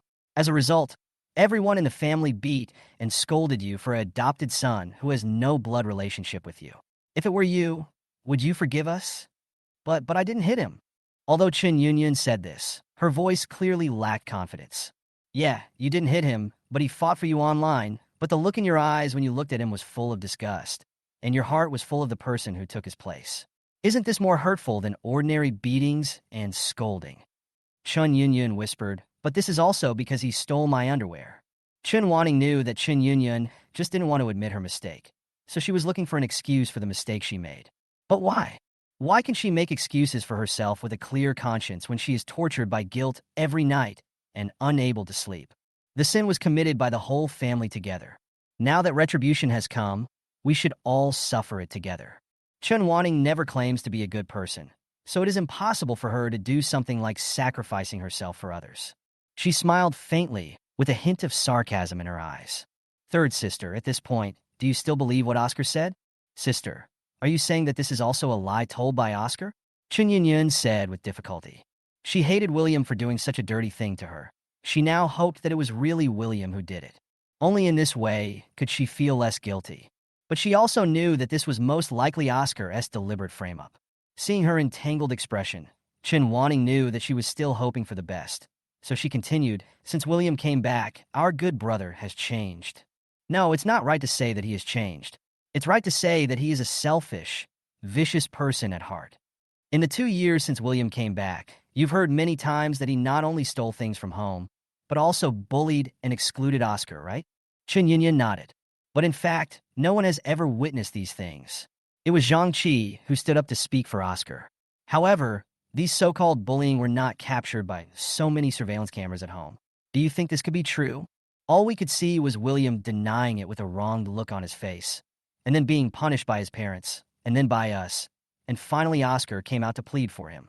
Oscar, who grew up with us, is more sensible, and we love him more, and we hate William more. Over time, we even hope in our hearts that William has never come back from the beginning. Having said that, Chen Wanning took a deep puff of cigarette and then exhaled a puff of smoke. "Third sister, have you ever worked outside? Even during the summer vacation?" Chun Yun shook her head. She is the prettiest among her sisters. She has wanted to be a star since she was young and spends all her time shopping. "All I think about is how to make myself more beautiful." With the support of her family, she made her debut as the second female lead in a big production and became an overnight sensation without having to play even small roles. "How can I go out to work? But William has beaten me," Chun Wanning said. Since he was in junior high school, he often worked outside to earn a little living expenses. Later, he returned to the Chun family. Perhaps he felt that he was now a child with a family, and the Chun family was so well off that he could concentrate on his studies and no longer had to work. So he stopped for a while. But before long, he found that the family's living expenses were not enough to support his life. So he started working again. This time, he worked even harder than before. He even worked 3 jobs in one day. These are the things Chun Wanning found out when she investigated William before. "Do you know why?" Chun Wanning asked. Chun Yunyan thought for a moment and said, "Because the cost of living in the capital is high." Chun Wanning chuckled and shook her head. "Because in addition to living, he also has to work hard to save money to buy us gifts and please us." "Third sister, William gave you a gift, right?" Chun Yunyan nodded. "What did you give me?" Chun Yunyan recalled. "He once gave me a signed photo of a foreign actress, a bracelet, and a trophy that he had someone customize for him. I guess that foreign actress is the idol you mentioned on some occasion?" Chun Yunyan had realized something at this time and nodded painfully. "That actress is the top actress in the industry. Someone from the company arranged for me to say that in the interview. Not long after the interview, he sent me a signed photo. The bracelet is something I once wore on a red carpet. It was the brand I was endorsing at the time. I said I liked it very much, but in order to promote the product, I jokingly said that it was limited edition and difficult to buy, so he quickly bought it for me. The bracelet cost more than 2,000 yuan. The trophy was the first time I was nominated for Best Actress, but I didn't win. He customized a trophy for me. What about these gifts?" Chun Wanting asked. Chun Yunyun's face froze. She still remembered that when William gave her an autograph photo, she was eating noodles and Oscar was there too. He took a look at it and put it aside. Not long after, he spilled noodle soup on it. William felt distressed and snatched the autograph photo away, but accidentally spilled the noodle soup on Oscar and scalded him. She immediately scolded William and tore the autograph photo into pieces. She also did not take the bracelet, because she had just learned from Oscar's hesitation that William had stolen her underwear. She was so angry that she threw the bracelet into the trash can in front of William and asked William to stay away from her. As for the trophy, she was being mocked by the entire internet at the time for her poor acting skills, and even her nomination was a shady deal. She felt that William was deliberately making fun of him, and she was so angry that she smashed the trophy directly at William, causing him to squat on the ground, holding his stomach, his face pale. The reason why she thought so was because Oscar said to her, "Brother, why are you like this? You know that people on the internet are laughing at you and saying that you should buy a prize yourself. Aren't you afraid that you will make your third sister sad by doing this?" Chun Yinyin recalled all of this. It was all Oscar. It's all because of Oscar's interference. Step by step, he severed the relationship between her and William as a brother. But the one who should be blamed the most is herself. Chun Wanting was right. She deserved it. Everything she faces now is her retribution, and it is what she deserves. Chun Wanting looked at Chun Yunyun, who was crying with regret. She felt inexplicably happy in her heart and raised the corners of her lips slightly. Bring it on. Join me, trapped in the abyss of regret. Day and night, suffer torture. Chapter 157, The Heavenly Master Cannot Be Insulted. William secluded himself at home for 3 days before he used up all the merits he had received from Tian Shiyu and her son. Now his cultivation has reached a new level compared to before, and he can finally help old Zhou get rid of the evil spirit in his body. And today, the night of the full moon, is the time he has decided to get rid of the evil spirit. As soon as it got dark, Mr. Zhou brought his sons to William's villa. It would be more accurate to say that it was not Mr. Zhou who brought them here, but that they followed him voluntarily because they were worried about him. This time, Zhou Xinfeng also came, escorted by Mr. Zhou. "You unfilial son, kneel down and kowtow to William and admit your fault." As soon as he entered the room, Mr. Zhou kicked Zhou Xinfeng in the knee. "Dad!" Zhou Xinfeng wanted to argue, but when he saw Zhou Lao's murderous gaze, his momentum instantly dropped. He whispered, "I just called his father. Is that necessary?" William sat there without moving, just looking at Zhou Xinfeng with a cold face, and had no intention of intervening in the matter. After all, this was Mr. Zhou teaching his own son a lesson. No need. After hearing what Zhou Xinfeng said, Mr. Zhou became even angrier. "You rebellious son, I have told you so many times that William is not a liar. If he hadn't helped me, I would have died countless times. But you are such a smart aleck fool. You think you are the smartest in the world. And you even called David, making people misunderstand that you and William have that kind of relationship, ruining William's reputation." Zhou Sinan cried out in injustice. "Dad, how could I know that Chen's thoughts were so dirty? Who would misunderstand that their son and an old man in his 60s or 70s have that kind of relationship?" After hearing this, Mr. Zhou became even more furious and kicked Zhou Sinan in the butt again. "How dare you talk nonsense here? Get down on your knees." Zhou Xinping and Zhou Sinan saw that Mr. Zhou was shaking with anger, and they were afraid that he would cause harm. "Second brother, look how angry you made Dad. Stop being stubborn. Kneel down when Dad tells you to. Mr. Jiang Xiao is really not a liar. He is really helping Dad. You will know tonight." "Yes, second brother, you did make a mistake. Mr. Jiang didn't blame you because of Dad's face. Just admit your mistake." Zhou Xinfeng was a staunch atheist. Seeing his brother speaking for William in this way, although he secretly cursed them for being stupid, he saw that old Zhou was so angry that he had difficulty breathing, so he gritted his teeth and knelt down. "Are you mute? Apologize," Mr. Zhou said angrily. Zhou Xinfeng looked at William, his eyes full of resentment, and then took a deep breath. "Mr. Jiang, I'm sorry." William snorted when he saw his reluctance. "No need for that. What's the point of Mr. Zhou's insincere apology?" William didn't care at all whether Zhou Xinfeng trusted him. After all, he was really young now, and it was normal for him to be regarded as a liar. It doesn't matter if Zhou Xinfeng comes to him or even accuses him to his face. But he called David to complain, which disgusted him. He is not a saint.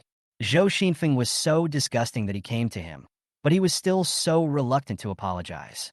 If he could say it's okay, he would really think he was made of clay.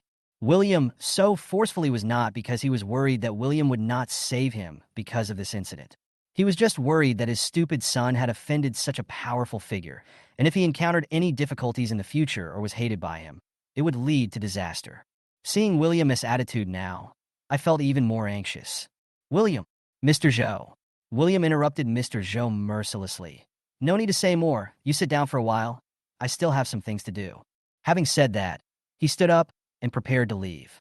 Zhou Xinfeng became even more annoyed when he saw this, and immediately stood up with a look of dissatisfaction on his face. William, why are you so arrogant? Do you think I will believe you? You are so young. Why don't you learn some good things?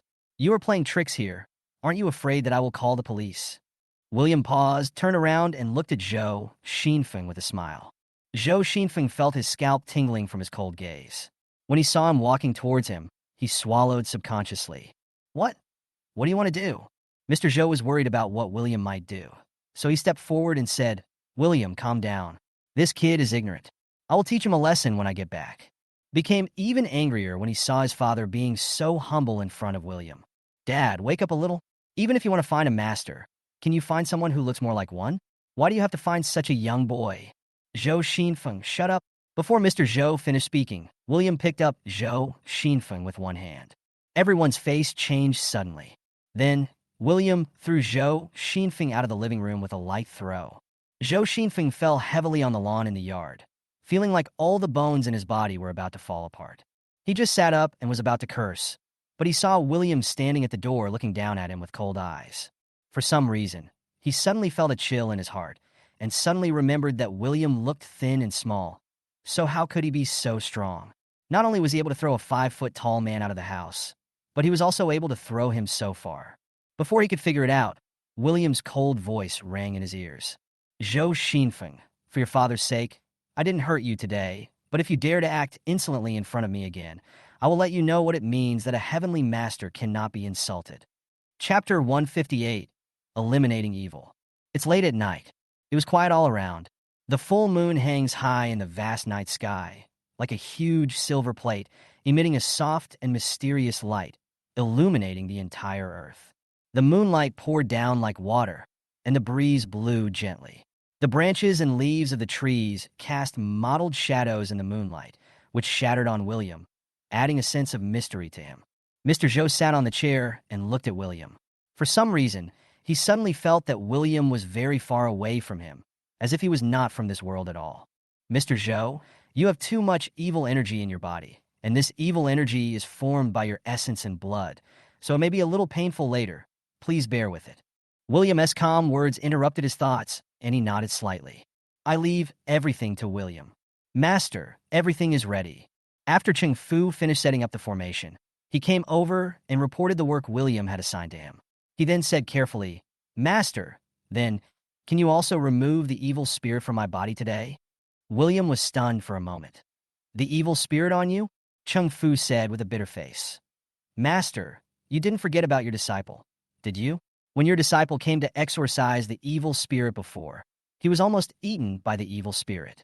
You exorcised the evil spirits for everyone except your disciple, saying that his condition was more serious and he had to wait a little longer. William couldn't help but smile when he saw how anxious he was. Master, what are you laughing at? Ching Fu asked puzzledly. Do you think I gave you that magic weapon for free? William said, Don't worry, in a few days, all the evil spirits in your body will be gone. Ah, then why did you say it so seriously before? William smiled and said, If not, would you be so obedient and help me run errands during this period of time? Ching Fu was completely stunned. So, I've been worrying for nothing during this period? William shook his head helplessly. Go ahead. I'm about to start here. Ching Fu changed his mind and realized that if his master had not lied to him, he would not be a disciple of the heavenly master now. Thinking of this, he immediately felt relieved and walked to the corner of the yard. The three brothers of the Zhou family were also standing here at this moment, and Candy was responsible for watching Zhou Xinfeng. Ever since she found out that Ching Fu, the shameless old man, was trying to compete with her for the position of master and wanted to force her to call him senior brother, Candy couldn't stand him anymore. It was obvious that she was the first to become a disciple. So even if Ching Fu, the old man, also wanted to become a disciple, he should still call her senior sister. So during this period of time, she often put on airs in front of Ching Fu. Seeing Ching Fu coming over, she started to show off her style as the eldest senior sister again. She swung her hand back and hit Zhou Xinfeng on the chest, saying viciously, "I'm warning you. When my master is casting a spell, you better be quiet and don't scream. If you disturb my master's casting, I'll punish you." A little girl also wrote on me? Zhou Xinfeng was about to get angry, but the next second his whole body stiffened and he couldn't move anymore. Cheng Fu said disdainfully, "What's the use of threatening?" At the critical moment, it is still Brother's immobilization talisman that works. Candy was so angry that her face turned red. She wanted to lose her temper right then and there, but when she thought of her master who was still doing something important, she had to hold it in and threatened in a low voice, "Old Ding, you wait for me." Cheng Fu chuckled and said, "Just wait and see. In the future, it will definitely be me, your senior brother, who will teach you and answer your questions. You will definitely regret being so rude to me now." After that, he stopped looking at Candy and said to the other two brothers of the Zhou family, "Straighten the face of this stupid brother of yours and let him see how my master saved his father. I must make sure his face is smashed tonight." Meanwhile, William kept looking at the sky quietly. When midnight arrived, he took out the black umbrella from the table behind him, opened it, and released the ghost general inside. "Go ahead, General." The ghost general glanced at William and then nodded. William placed a soul-calming talisman on Mr. Zhou's chest, then formed seals with his hands and muttered something. The air around him seemed to solidify. The ghost general slowly walked to Mr. Zhou's side, then turned into a ball of black gas and entered Mr. Zhou's body. The two were combined into one. As the spell was chanted, an invisible force gathered from all directions and formed a huge golden halo that enveloped old Zhou. In the halo, Mr. Zhou suddenly opened his eyes, but his pupils had turned completely black. He felt a sharp pain all over his body and roared in agony. The three Zhou brothers were filled with worry when they saw this, but seeing that William and Ching Fu looked calm, they had to suppress their worry. Mr. Zhou's whole body was shaking violently, his meridians were bulging, and he was howling in pain. William threw out another stack of purification talismans. The moment the talismans left his hand, they dispersed and spun wildly around the golden halo. The black, evil spirit was absorbed away bit by the purification talisman. At the same time, in the southern part of Country T, a middle-aged man suddenly spat out a mouthful of blood. "Who is it? Who is trying to break my luck-borrowing technique?" After saying that, he pulled off a small brocade bag hanging around his neck, took out the hair and nails inside, and began to cast a spell. "Ghost General, come out!" William saw that the time was almost up, but the Ghost General showed no sign of coming out, so he shouted loudly, "Ghost General, come out! God, Master, I can't control myself." Mr. Zhou said painfully, "It seems that the person behind the scenes has also taken action." William frowned and raised his hand to make hand gestures again. The ancient sword on the table behind him began to tremble, then flew over Mr. Zhou's head and spun rapidly. One by one, the evil-suppressing talismans fell off, formed a circle, and spun wildly around the golden halo. William looked at it for a while and found that even so, it was not enough. He stepped into the golden halo and grabbed Mr. Zhou's neck. Seeing this, Zhou Sinan and his brother became extremely panicked. "Mr. Jiang Shao!" The two shouted in unison and tried to rush over to stop William. Seeing this, Cheng Fu quickly put a talisman on each of their backs, and the two men stopped moving. "Do you think you can stop this, General?" "You are dreaming." Who was being strangled by William suddenly smiled grimly. William's eyes suddenly turned cold, and the strength in his hands increased. "Ghost General, if you don't want to disappear completely, wake up. You dare not let my soul fly away. If my soul flies away, this old man will also die. Master Tianshi, admit it. I'll give you one last chance. If you don't come out, don't blame me." "Ha ha ha." Mr. Zhou laughed wildly.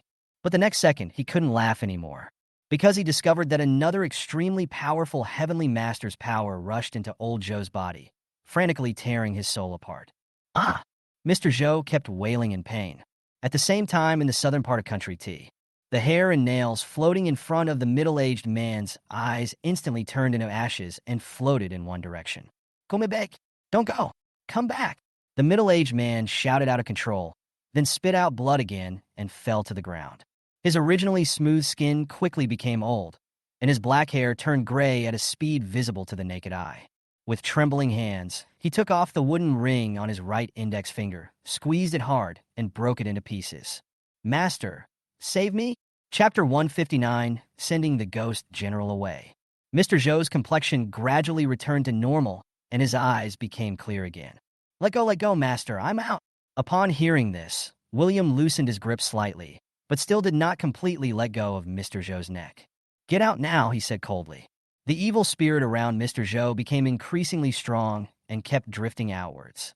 William slowly stepped back, pinched the ghost general's neck, and brought his soul out of Mr. Zhou. The moment the ghost general left his body, old Zhou felt as if a warm current was flowing into his body, and his originally cold and stiff limbs gradually regained vitality. He closed his eyes and let the power flow through his body. Gradually, he felt that the evil spirit in his body was being peeled away bit by bit, just like the winter snow melting in the spring sun. As time passed, the golden halo gradually dimmed. He felt clearly that his whole body was relaxed. It was as if the force that had been weighing on him for years had disappeared without a trace, replaced by an unprecedented sense of ease and clarity. He watched William step back while pinching the ghost general's neck. William stopped only when he was some distance away from him. Tell me what happened just now. The ghost general explained anxiously. Master, I don't know either. I just absorbed all the evil spirit from the old man, and when I was about to come out, my soul suddenly became uncontrollable and my ghost power became much stronger than before. He wouldn't let me leave and forced me to completely occupy the old man's body. I didn't want to, so he controlled my soul. I really don't know why. William was silent for a moment, his eyes cold, and he said, It seems that this person has not given up yet. After saying that, he thought for a moment, then let go of the ghost general. Okay, it's over. You don't need to stay here any longer. I'll take you to where you should go. Thank you for your hard work, Master Tianshi. As he spoke, William raised his hand and made a gesture. 9 netherworlds, ghosts, listen to my command. I will use my spirit to call your gate. The moonlight is the guide. The blood contract is the witness. Ghosts, listen to my command. The underworld wind is howling. The Een spirits are awakening, and the gate will be opened quickly. As the last word of the spell fell, William bit his fingertips and threw a drop of blood into the void. After the blood was thrown out, it scattered in all directions as if it had hit a wall. Then, the air gradually became distorted. After a moment, a laugh came from inside. Ha ha, I knew you were still alive. William frowned when he heard the voice. The next second, a familiar figure appeared out of nowhere from the gate. Judge! The judge stepped forward and hugged William, saying excitedly, Brother, we meet again. William pushed him away with a look of disgust. Who the hell is your brother? I called the ox-headed and horse-faced. Why did you come up here? No way, brother. We haven't seen each other for so long. We finally meet each other, and this is your reaction? Hurry up and get the person away. I have something else to do. William pointed at the people behind him. They all have Een gathering talismans on their bodies. The judge was stunned. Then everyone saw me, right? William nodded. The judge immediately became serious, even tightening his tie, and looked at the ghost general. He's a big shot. Nonsense. If he's not an important person, do I need to cast a spell to summon the ox-head and horse-faced demon? The judge nodded. Okay, then I will take this important person away first, and I will come to see you another day. Threw a cell phone to William. Take it. If you have any questions, just come to me directly. You don't have to waste your energy to cast spells. William took the phone, said nothing, and put it directly into his pocket. Master Tianshi, won't the little ghost come with me? Asked the ghost general. William shook his head. I have something else to do with him. You can go with peace of mind. I will send him down when I am done. The ghost general nodded. After the judge took the ghost general away, William turned around and saw everyone looking at him in shock. Master, was that the judge of the underworld? Ching Fu was the first to rush up. William nodded. Candy also rushed over. What? That's the judge of the underworld? So handsome? I saw on TV that the judges all wore ancient official uniforms. Why is he wearing a suit?